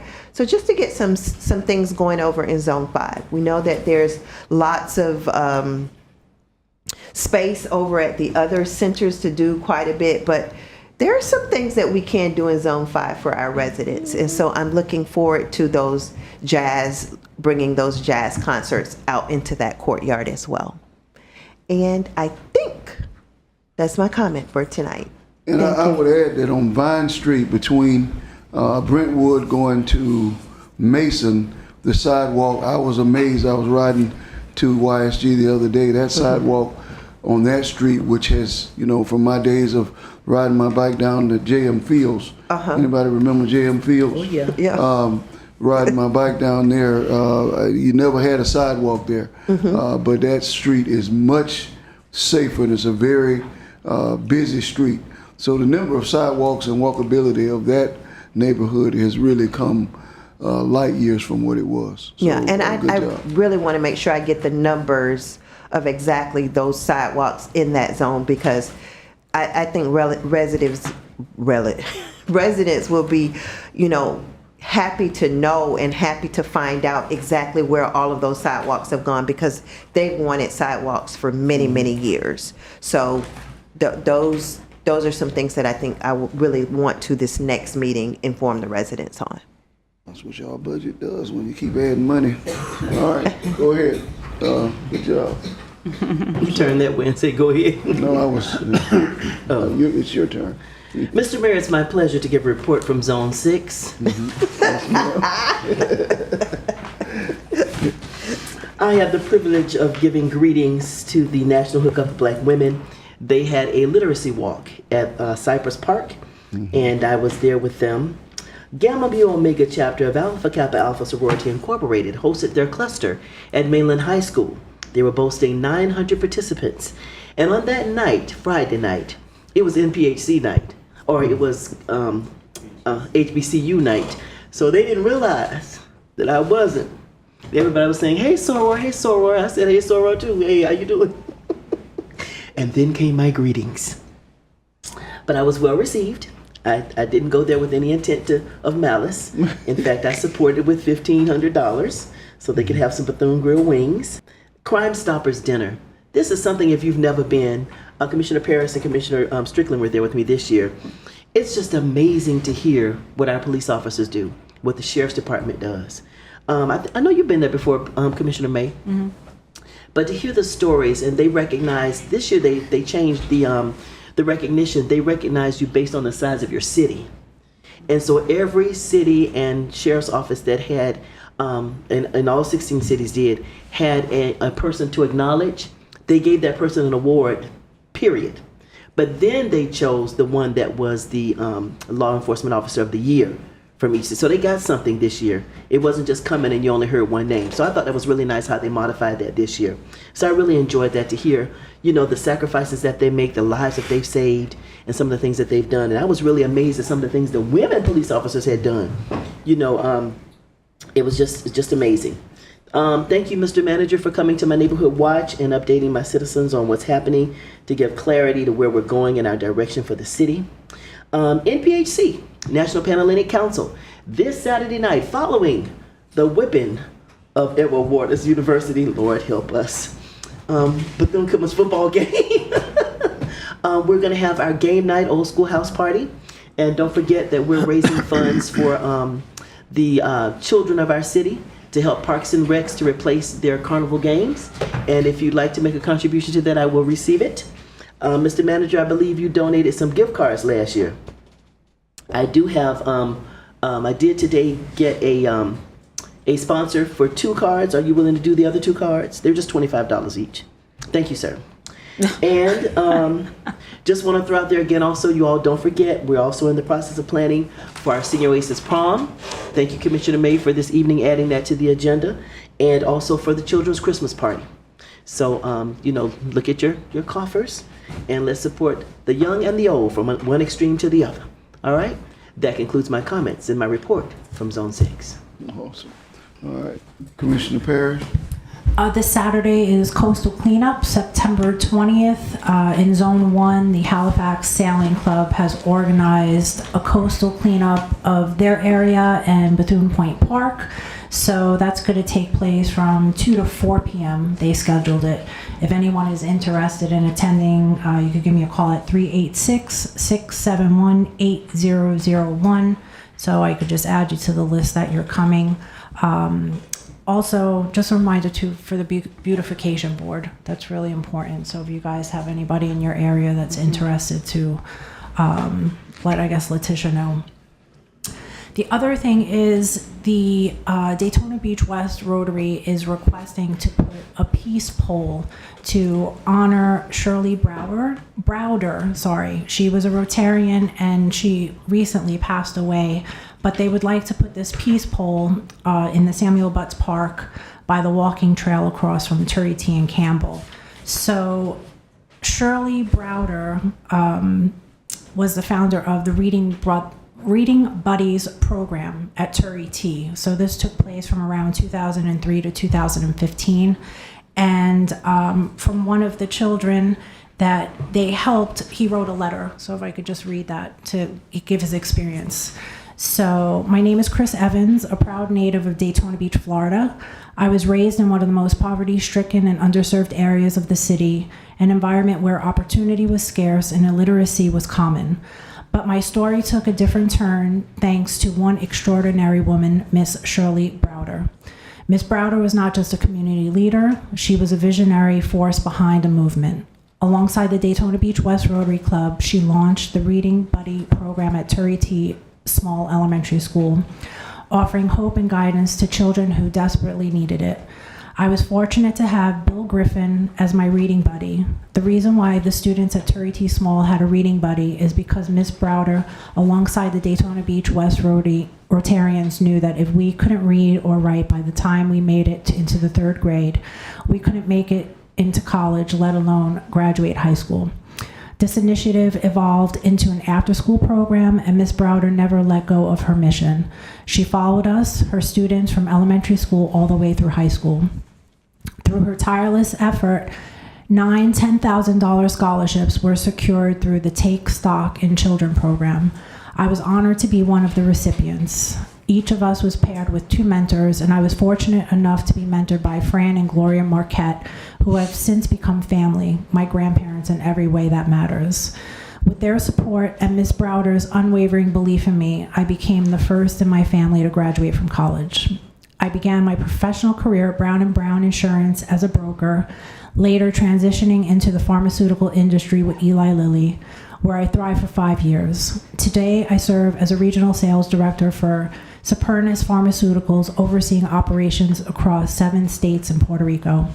None of this would have been possible without the vision, sacrifice, and dedication of Miss Shirley Browder and the Daytona Beach West Rotarians. They didn't just invest in my education, they changed the trajectory of my life. Miss Browder was the mastermind behind it all, a woman who dedicated her life to making a difference in the lives of children like me. Her legacy lives on through every success I achieve. So unfortunately, Miss Browder passed away on September 10th at the age of 88, and she will forever remain in the hearts of all of those she touched by this precious presence in their life. And still to this day, in lieu of flowers, the family kindly requests that donations be made to the Turie T. Small Elementary School Music Department or Hospice Care of Middletown, Ohio, the 2 causes she cared most about. I just have a video of what a piece... Who was that student that wrote that? Chris Evans. Did a great job. Didn't he? I'd like to know him. I have a little video of what a peace pole is from another state, just so you could see what it is. It's around 6 feet in height, but... The Rotary Club of West Haven has proudly installed this peace pole in Old Grove Park. It is a testament to Rotary's commitment to fostering peace and understanding throughout the world. Inscribed with the message, "May peace prevail on earth." In multiple languages, it serves as a reminder of our shared humanity and the importance of working together to build a better future. We invite you to visit this symbol of peace, reflect on its message, and join Rotary in its efforts to build a more harmonious world. Learn more about the Peace Pole Project and how you can help by scanning the QR code on the pole with your smartphone.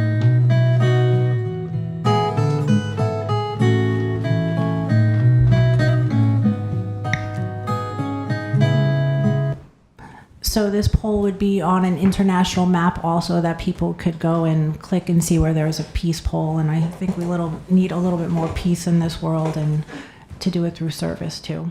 So they will provide the peace pole, but they're just requesting if it could be put in the Samuel Butts Park by the walking trail, which is by the school. I'd like to interject on that. I received a text, and I've never met Mrs. Browder, but I've heard wonderful things about her. And this is what Kendra McElvin Plowden wrote me. She said, "Hello, ladies. With the heaviest of heart, I wanted to share that Mrs. Browder passed away earlier this morning. She passed peacefully, surrounded by her family. Please pray for her family and all the lives that she touched. I've heard nothing but great things about this woman, and I see no reason why we wouldn't do that, particularly on the side where Tier T Small is, where she made such an impact in those young lives." Was it Tier T or Palm Tears? It was Tier T. Tier T, that's why they want Samuel Butts. Oh, yeah, I thought that was, okay. Of course, I'm 100% behind it. I'm quite moved and want to meet that young man who wrote that letter. Is he? There were multiple people that wrote letters, but I just thought I'd stick to one because it was a lot of information. But when we do get the pole and have it installed, we will have a ceremony, so everybody would be invited. And I'm sure they're going to be attending as well, the people that she helped. Powerful. Thank you. Well done. Commissioner, is that it? Okay. And if you find that young man, I'm going to give him your phone see number. me. Okay. Yes. Y'all have a good 2 weeks. All right. So I'm hoping that Commissioner Cantu can help me with a concept. I was asked to drive out to International Speedway and I-4 interchange and take a look at kind of the maintenance of what it looks like as the entryway into Daytona Beach. And I'm wondering if we can find out if we can either get more maintenance on there, if there's any grant funding, if you're already working on it, great, anything like that. Already working on it. Actually, DOT is going to be getting their contractor. They're going to do the 92, I-4, 95, and LPGA, which is Perfect. Indigo CDD. And if you notice, they did one side of the weeding, or both sides of the weeding. They're going to be putting new rocks in. And then I think Public Works fixed the lighting, well, half of it. So Perfect. But Okay, good. It's I'm already looking in the forward to works. it. Perfect, thank you. You're welcome. Some activities for the police department to maybe do a drive-by, which they already do, but just keep an eye on the area between the Chart House entryway and, let's say, Basin Street. There is a park there, there is some walkways there, and there's some activities that's taking place at night.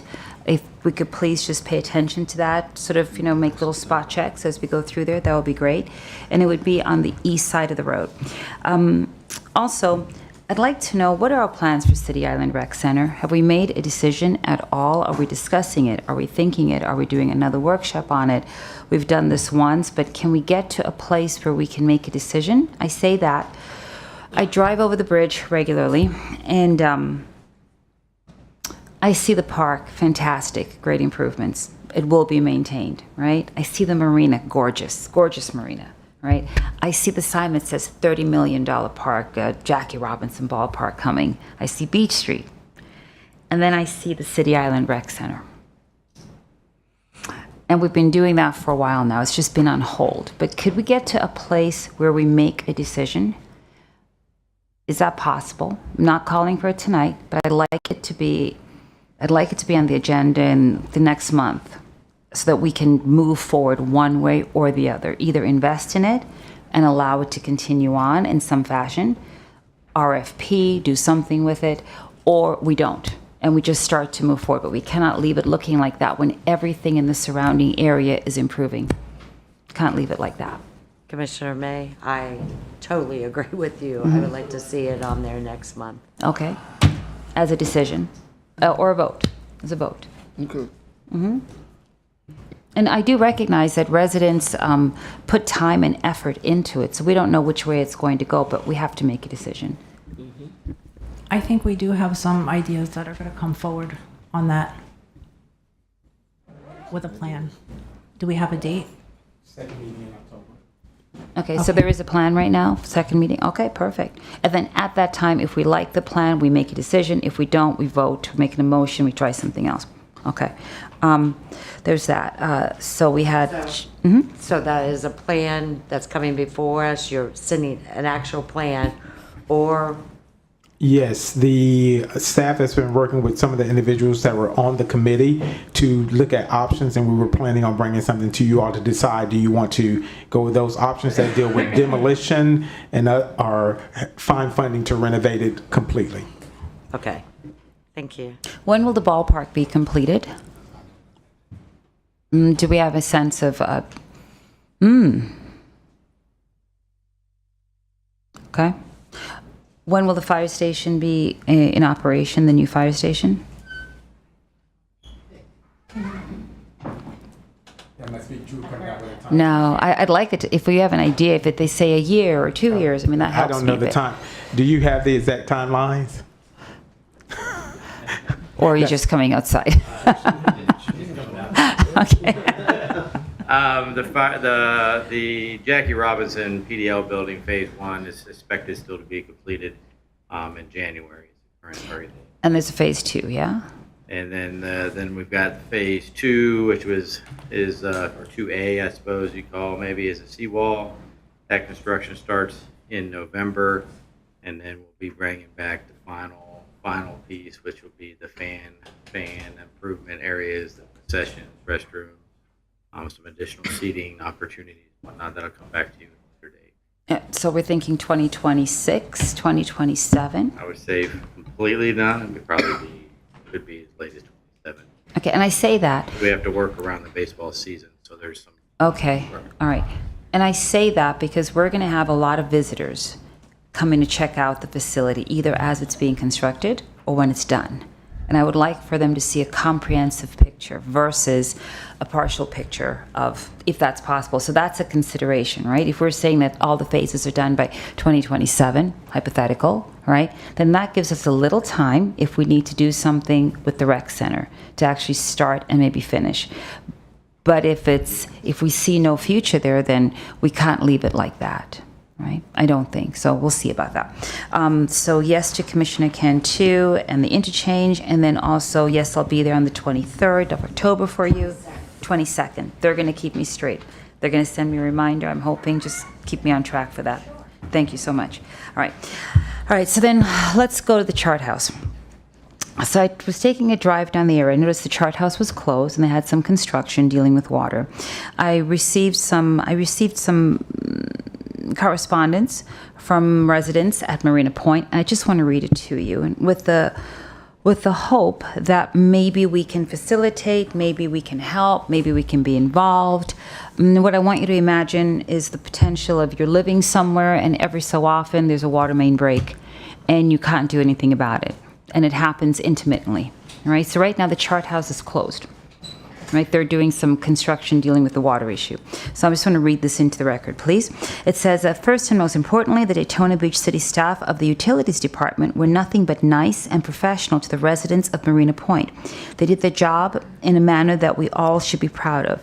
There are 79 condo units on the peninsula that have residents living in them. No short-term rentals. A second amended and restated Marina Point RPUD agreement executed May 30th, 2005, filed June 3rd. In this document, on page 23, as contemplated by the restated PUD, the developer at the time was supposed to bring the utilities up to the city standards. The developer agrees, it's in text, the developer agrees to repair, replace, or rebuild the Marina Point RPUD utilities to conform to city standards for the dedication to the city, meaning the developer would have to bring it up to standard to then give over to the city. On page 23, it notes that back in 2005 that the utilities are installed do not conform to city standards, the dedication of the city. At some point, someone should have been held accountable for upgrading these utilities as part of the PUD executed in 2005 for the city and this developer. Overall thoughts. We have 79 units that are extremely vulnerable to a major issue around having access to reliable water. Unit owner, Dr. Fox, Joe Hopkins, other parties to the PUD, and the city need to take responsibility for the situation that has been left to occur. The complexity of having a business owner own the land that the pipes sit under and no clear master association creates a real issue. There wouldn't be an issue if it was all residential developed in the manner approved by the city back in 2005, but currently there is no incentive for the business owner to ensure that there is good flowing water to the residents in these condo buildings. All the current land owned by the marina sits vacant, occupied by business assets, machinery. FPL, AT&T, and Spectrum all have easements and own their lines up until each of the condo buildings, so it comes up directly to the condo building. The city of Daytona Beach desires to have people living downtown, as demonstrated by tax incentives for the Brown and Brown building and the Framework Group, 400 Beach Street Apartments. We have that currently and need to keep good residents in the area. If we are willing to invest in new building, we should be investing to keep people downtown. Marina Point's 79 units represent 26.8% of the promised 294 apartments at the Framework project that is receiving $7.5 million property tax break and an 80% rebate on the incremental tax value till 2036. The News Journal reported that the city of Daytona Beach will receive an additional $2.16 million in taxes over the next 10 years, which means the Framework Group will receive a tax rebate of 80%, which equates to $10.8 million. I am fully supportive of these incentives above, but they cannot be the only plan. Marina Point is the city of Daytona Beach downtown Ballou Road development area, so our taxes should have been paying into this fund. We need to be a part of the investment in bringing downtown back to glory years. At the end of the day, the city of Daytona Beach knows utilities. Unfortunately, as residents, condo owners, this is not an area of expertise, as people just assume the water will flow until it doesn't. The ask is to have someone from the city engage in a process to find out what can be done in the most cost-effective way to avoid an issue that will happen in the future. So that is from a resident over at Marina Point, but I believe the majority of them feel the same way since their water is just cut off. It's happened various times. So thought I would read that in the record and ask, is there anything that we can do, anything utilities can do? Can we help? I mean, there was an agreement that said the owner had to bring it up to speed and then it could maybe be turned over. How do we get that going? Is there a way? Or is this, yeah, go ahead. It's private property, and they are not willing to come up to the standards for the city to take it over. And by they, we mean the property owner, which is not Marina Point, because they don't own the utilities. It's the property owner, right, Andy?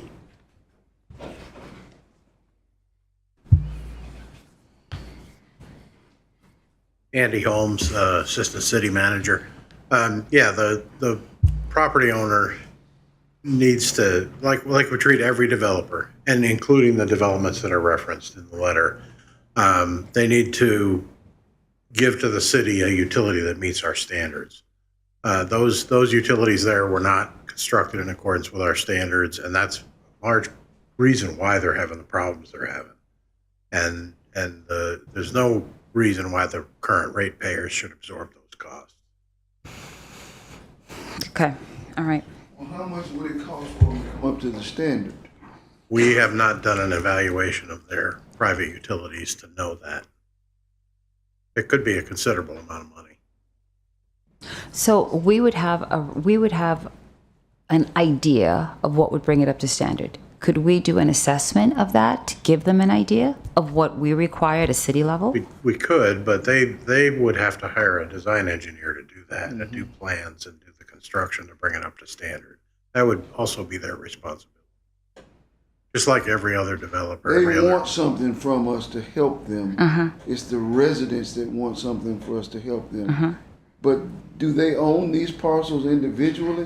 They're in the condo, so they own the land of the condo, but I believe it's the utilities running in front of and up to. Is that correct? I believe the street is jointly owned and maintained by the Boatworks operation, Chart House, and Marina Point, and the owners of the vacant property that's with it. And the utilities are, I believe, owned by the same entities. So I don't think the Marina Point owns the utilities. I think they all have a joint responsibility. I don't know who if there is a deeded owner or what. That would require some legal research to determine. But I mean, so right now we're saying it's up to the property owner. Yes. And then up to Marina Point to come to some sort of, and there's nothing that we can do to give them an estimate of costs, tell them this is what our new codes are, and this is what our expectations are. In order to do an estimate, there has to be some plans as to what's required. Okay. And plans require engineering, Okay. and devoting public resources to doing engineering on private property is Okay, not something that we generally do. okay, Can't do it. all right. It's a problem, and it's been a problem for a long time. And with the answer is not really in our house, because we would have to spend money to solve their problem.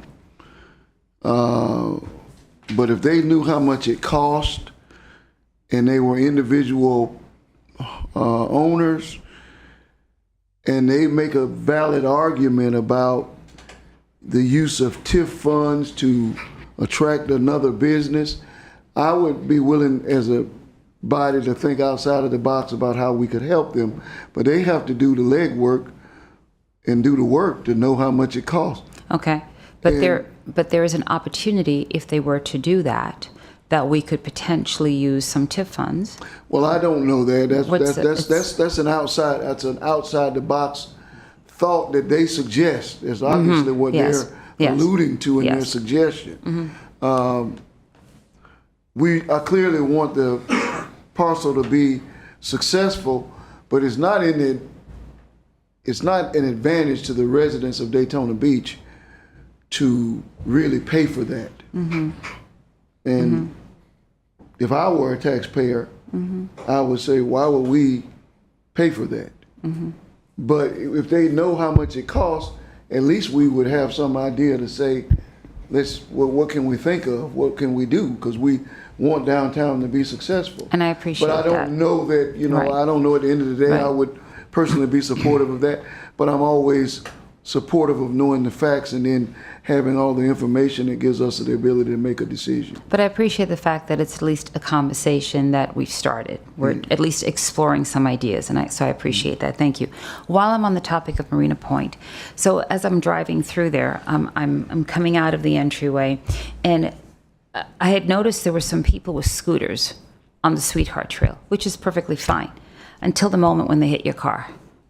So my question is, what do we have that prevents that? Is it a sign that says to the driver, stop here, but you can't really see around the corner because you'd have to pull back really far? Is it a sign that goes on the Sweetheart Trail that tells the people on the sidewalk, whether they're walking or running or on their scooters, bicycles, to slow down and stop and look first?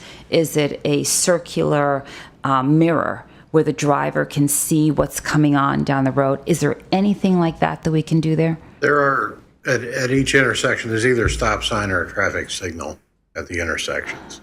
And there's crosswalks that are marked. So it's incumbent on drivers to look both ways before they go and that kind of thing. So that's really what has traditionally been utilized there for traffic control. Okay. All right. Thank you so much. I appreciate it. Thank you. Okay. May I say one more thing? I just want to thank you all for allowing Seabreeze to come and speak tonight and for us to hear. I know athletics hasn't been the number one thing, and that's primarily what we've supported our other high school with. So I said I wanted to share what some of their accolades were, because we believe in academics as well as athletics, and I wanted them to know that we acknowledge them as well. The mayor did reach out to them. Mayor, I have one more thing too, and I forgot. I told them I would announce it. POWMI Recognition Day is September 19th, and down at the Veteran Plaza, Friday at 11:30, the Veteran Museum and Education Center will be, I guess they're unveiling a new chair for that area. So they've asked everyone, no, you've got an invitation, but they're asking everyone to show up if we can at 11:30. What is it again? This Friday at 11:30. What is it? POW. POWMIA. It's our Veteran Museum Education Center is donating a chair for the Veteran Plaza down there. They did reach out. I can't make it. Commissioner Cantu, which veteran memorial? The one by the courthouse or the one on Beach By the Street? courthouse. By the courthouse, okay. Okay. All right. Anyone else? It is good to serve in the city that you're born in. And I'm grateful to serve with all of you.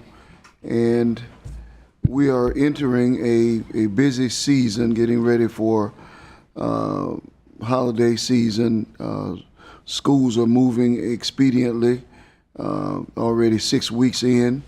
Unfortunately, we had to cancel the parade honoring our schools.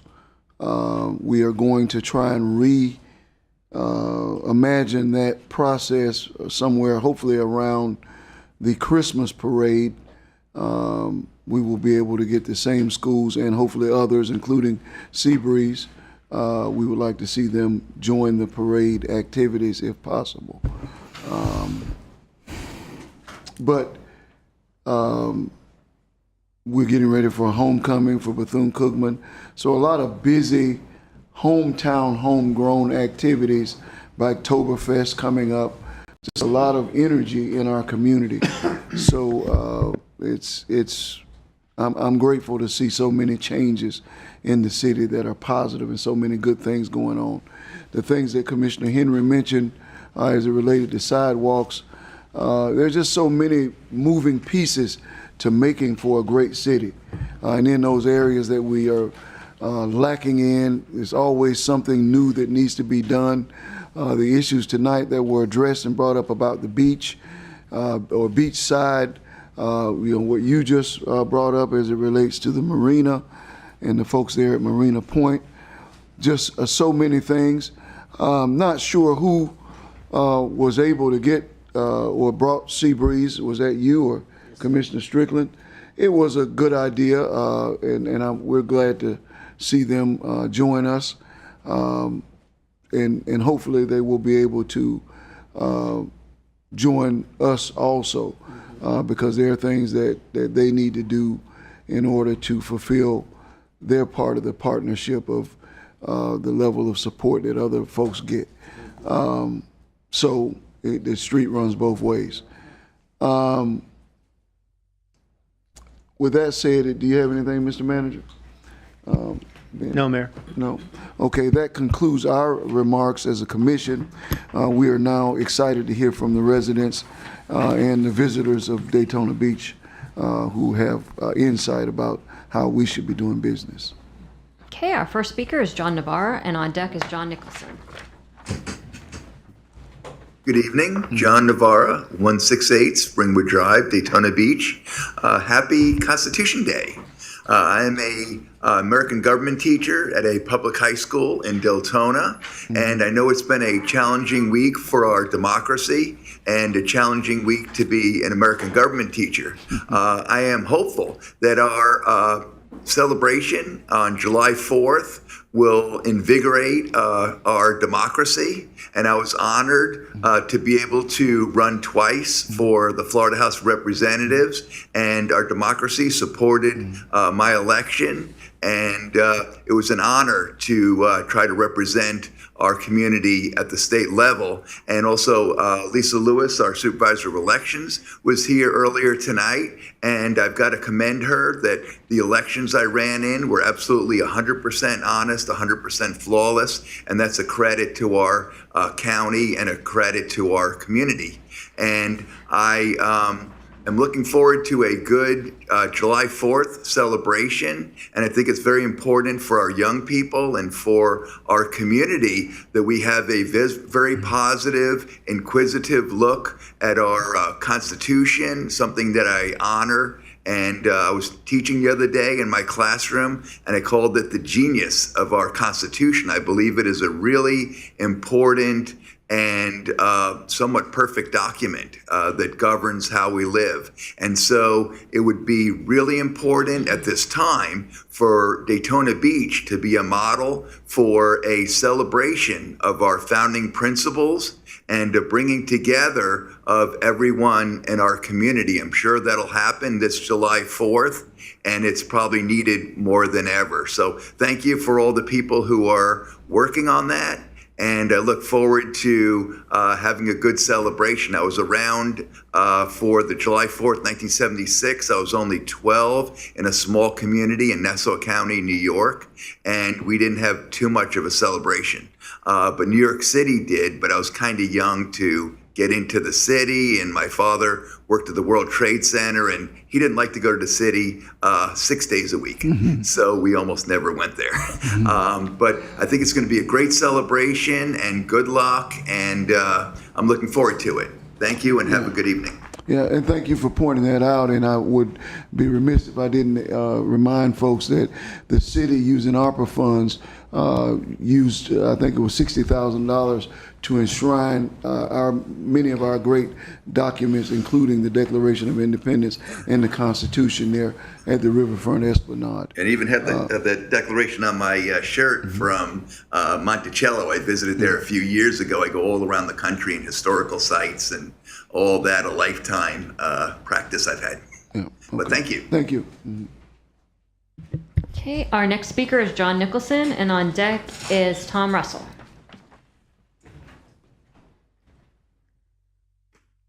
Couple of things.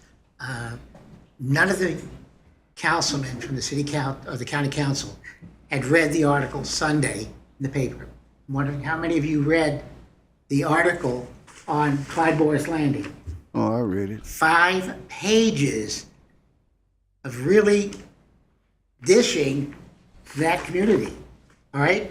It's only been 4 years, and they're having all kinds of problems. We need to look at it and find out why. Secondly, we redid the arch. When I first got here, it had 4 turrets on each corner. Had a little fountain at the bottom, you could drink water. All of that's gone. All right?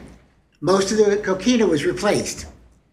They took the railings across the top, and instead of 1 railing, there are now 3 levels, so that you can't sit on that. It's kind of an awkward way, but it prevents the kids from falling and that kind of stuff. So it doesn't look anything like historically it was supposed to look. So I'm not quite sure we can call it historic any further. Third, I'm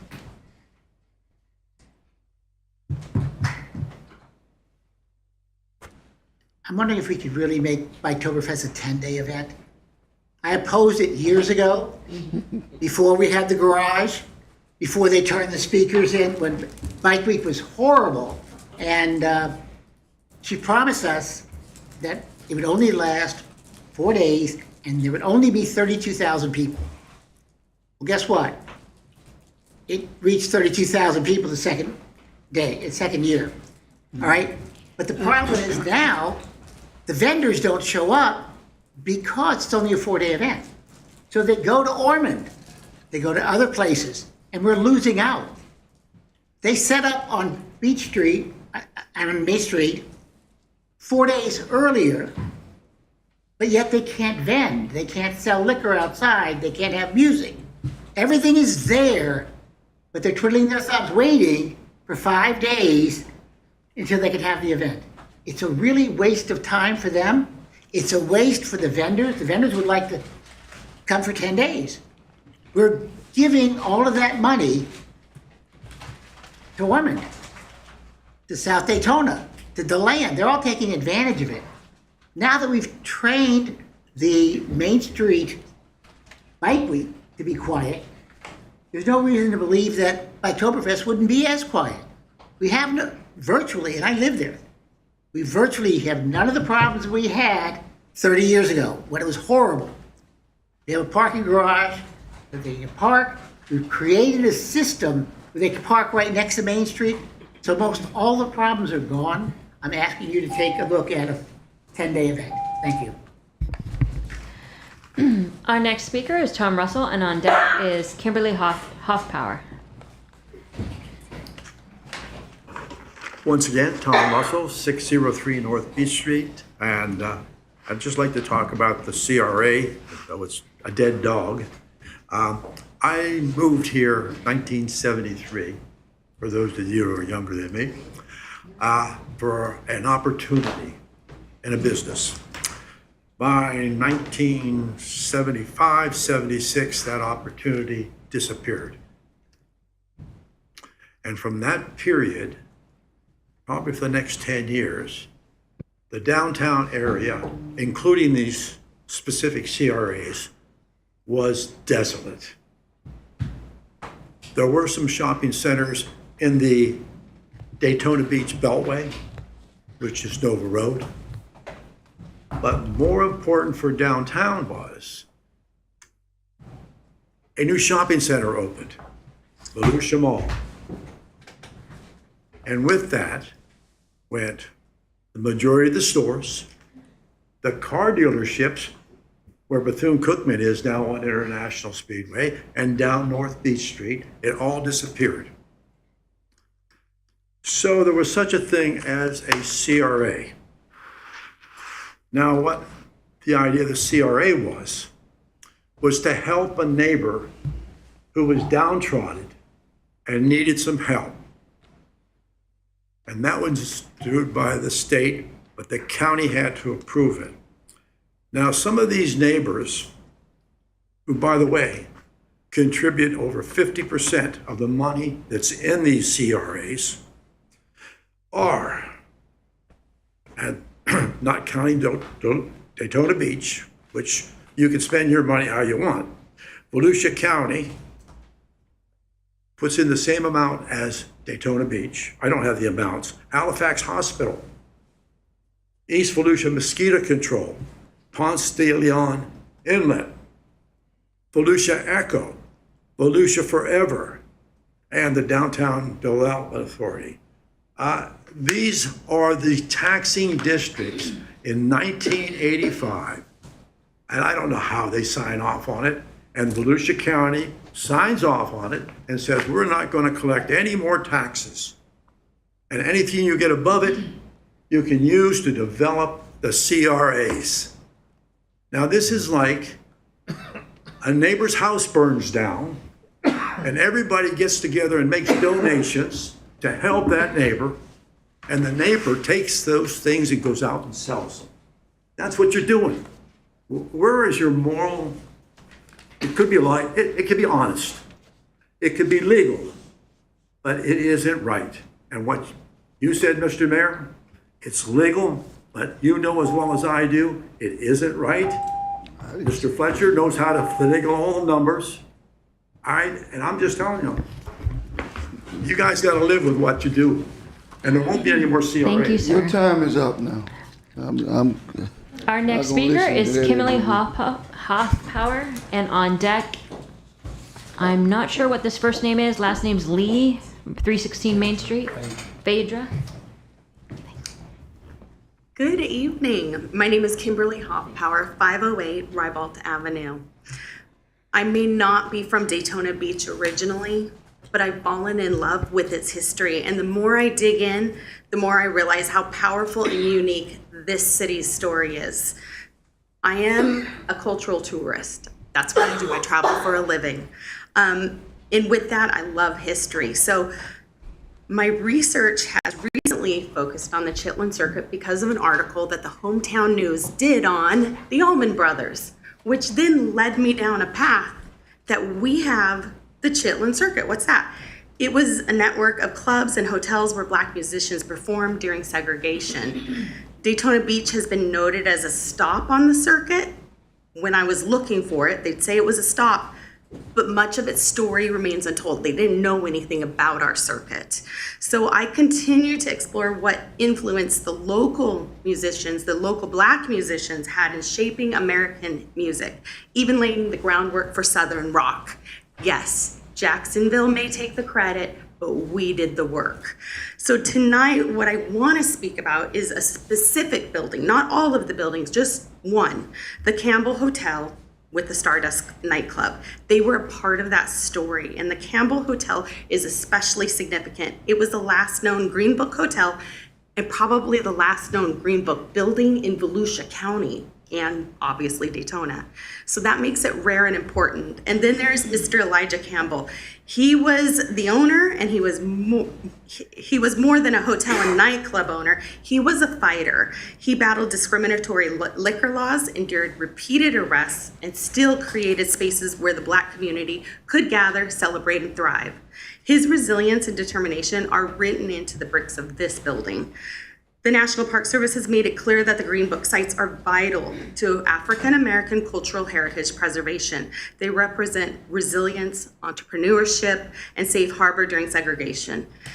Thanks to this commission, Mayor Henry and City Manager Fiecher, you've given us time to build plans. So the opportunity mattered because even this plain old building like the Campbell Hotel can become so much more. So with the right partners, places like this don't just preserve history, they create pride, bring cultural tourism, and give new energy to the whole community. So it can be an anchor for this community, even with new buildings surrounding it. Federal law protects historic places under Section 106 of the National Historic Preservation Act. If federal funds are used on city projects, then the city must consider impacts on historic properties. And under Section 110K, federal assistance may be withheld if demolition is used to avoid review. Thank you for being partners. Our next speaker is Phaedra Lee, and on deck is Tom Caffrey. Good evening, Mayor Henry, City Manager, fellow commissioners, and city staff. I'm Phaedra Lee, 316 Main Street Station. Main Street Live is our current license, by the way. I think that's still some confusion with everyone, but we're just excited to be back open on Main Street and certainly to participate in Biketoberfest. We plan on putting a very lively show on October 16th through the 19th, which I did want to say on a side note, the 10 days would be an excellent contribution to our street, to not only allow the vendors to have a longer period of time to recoup their investment, which is why I'm here today. I recently was informed that my food vendor, who's like a tent, won't be able to come. So that kind of set us back. No reason specifically, but he's from Alabama and he does high volume food production for events like Biketoberfest, where you have to produce a large amount of food in volume, which typically is not able to be done by a local restaurant or anyone who's not used to that style of cooking or preparation, or even has the equipment or infrastructure to be able to provide those services. So with that said, I was obviously in business, you have to pivot quickly. And so I did, and I called Rose and she informed me that it was important for me to come speak to you guys today about getting your permission to consider amending our master plan.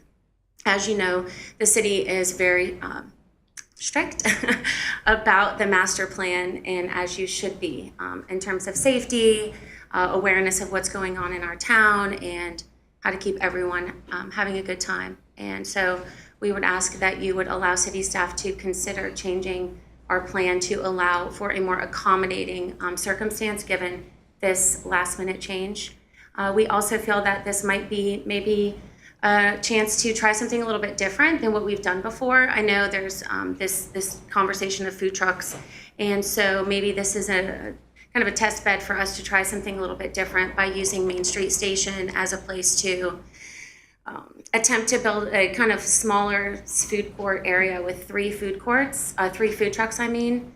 The volume of a food truck is not able to handle the volume of people that pass through, so we're concerned that if we just had one food truck, they would not be able to serve everyone, and we would have some logistical problems with that. So we're asking that you would allow us to actually remeasure and obviously pay the additional fees associated with adding 3 food trucks. If it's not possible, we can make adjustments, but it would be really helpful to us on Main Street as we are trying to build a year-around event type situation. In fact, our president's here today from the Merchant Association, which we've been able to get that organization back up and running, and we're excited to share with you guys the future of that organization as we move forward. And thank you for your time today. I admire your tenacity to be able to sit here for this length of time. So let me ask you a question. Yes. You're asking to have more food trucks in lieu of one of your vendors who is not coming for whatever reason? But you already had So- one food truck on your property. I probably could get a food tent. I did get a phone call today, but I think there's a wave of change in terms of preferences and taste from consumers. They are migrating towards food trucks, I think, a little bit more. I mean, I might be saying too much, but I think that it might be worth the risk to try it.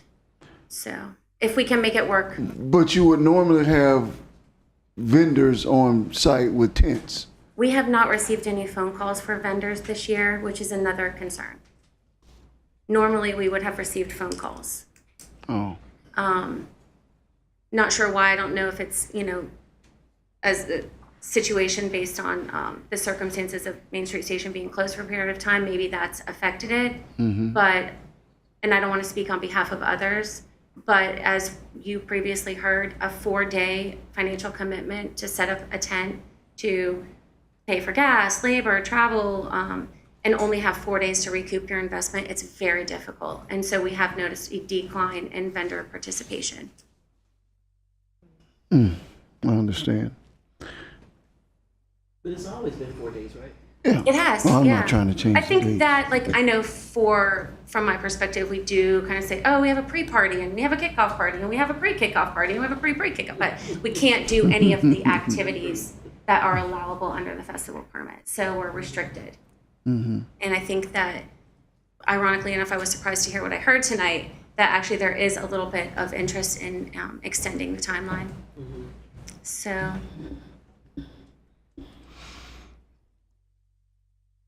Commissioner?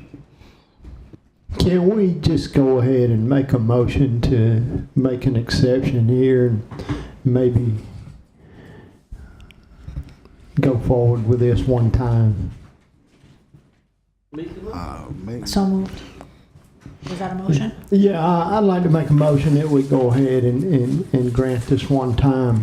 Well, thank you, Ken. I know that Rose and Jeff Brown and I will work very hard to make sure that we follow all the city standards and regulations on that. Okay, you have to, she made the motion. Well, You whoever, second, whatever, let's just vote on it. I got a plane to catch in the morning. Let's get this going. Ken want one of the food trucks. You hungry? No. No, he's gotta go somewhere. I'm going somewhere in the morning. Okay. Yeah, he's gotta go somewhere. Mayor, before you vote, you have to take public comment. I'm certainly not opposed to it, and I agree. I just don't wanna set a precedent that we can't follow without having thought about it down the line. How does this impact the other businesses? But if you are allowed to have a food tent, then I don't see the difference for this event than having a food truck. Just have a truck, and people like trucks. And you're right, I do think people are moving towards preferring going to a truck. So I agree. let's entertain public comment if we have any. You got a nickel? John, you can come on and you can gonna miss his plane if you keep going though. You don't have to go all night. Looks like it's gonna pass, but it might not. But realize why we were opposed to food trucks in the past where they're supposed to have restaurants. That's why they were opposed in the past. But what's the difference between a food tent and a food truck? Nothing. If you're allowing food, you're allowing food. So as far as I'm concerned, please pass it. I agree with that, but, yeah. Okay. All right, we have a motion and a second. Sir? Yeah. Mm-hmm. I had a statement card up here, so this is for that anyway. So one of the things is of Tom Caffrey, 816 Main Street. One of the things, 2023, they did a study, Journal of Food Service and Business Research. It was a nationwide U.S. Study on food trucks in particular and how they affect brick and mortar businesses.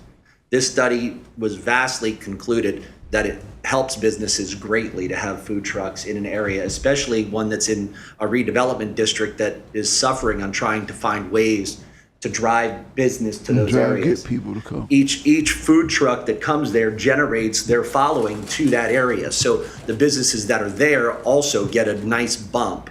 Most of the business on those streets serve alcohol. Most of those food trucks don't serve alcohol. So you're going to have a good mix there.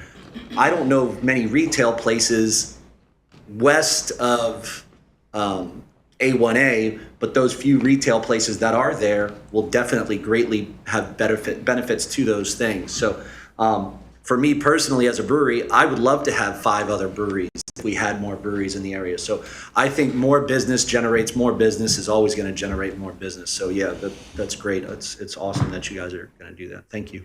Okay. Do we have any other questions or comments? Good luck with this, and I really hope it turns out well for you. I appreciate your thinking outside of the box and coming with the idea. We have a motion. We have a second. No other public comment. All those in favor, let it be noted by saying aye. Aye. Those who are opposed, same sign. Motion carries 7-0. Okay. Our next speaker is Carmen Clark, and on deck is Keelana Long. Is it Hargett? Where's Carmen? I didn't see her. Is Carmen still here? She may have left. Probably gone. Keelana?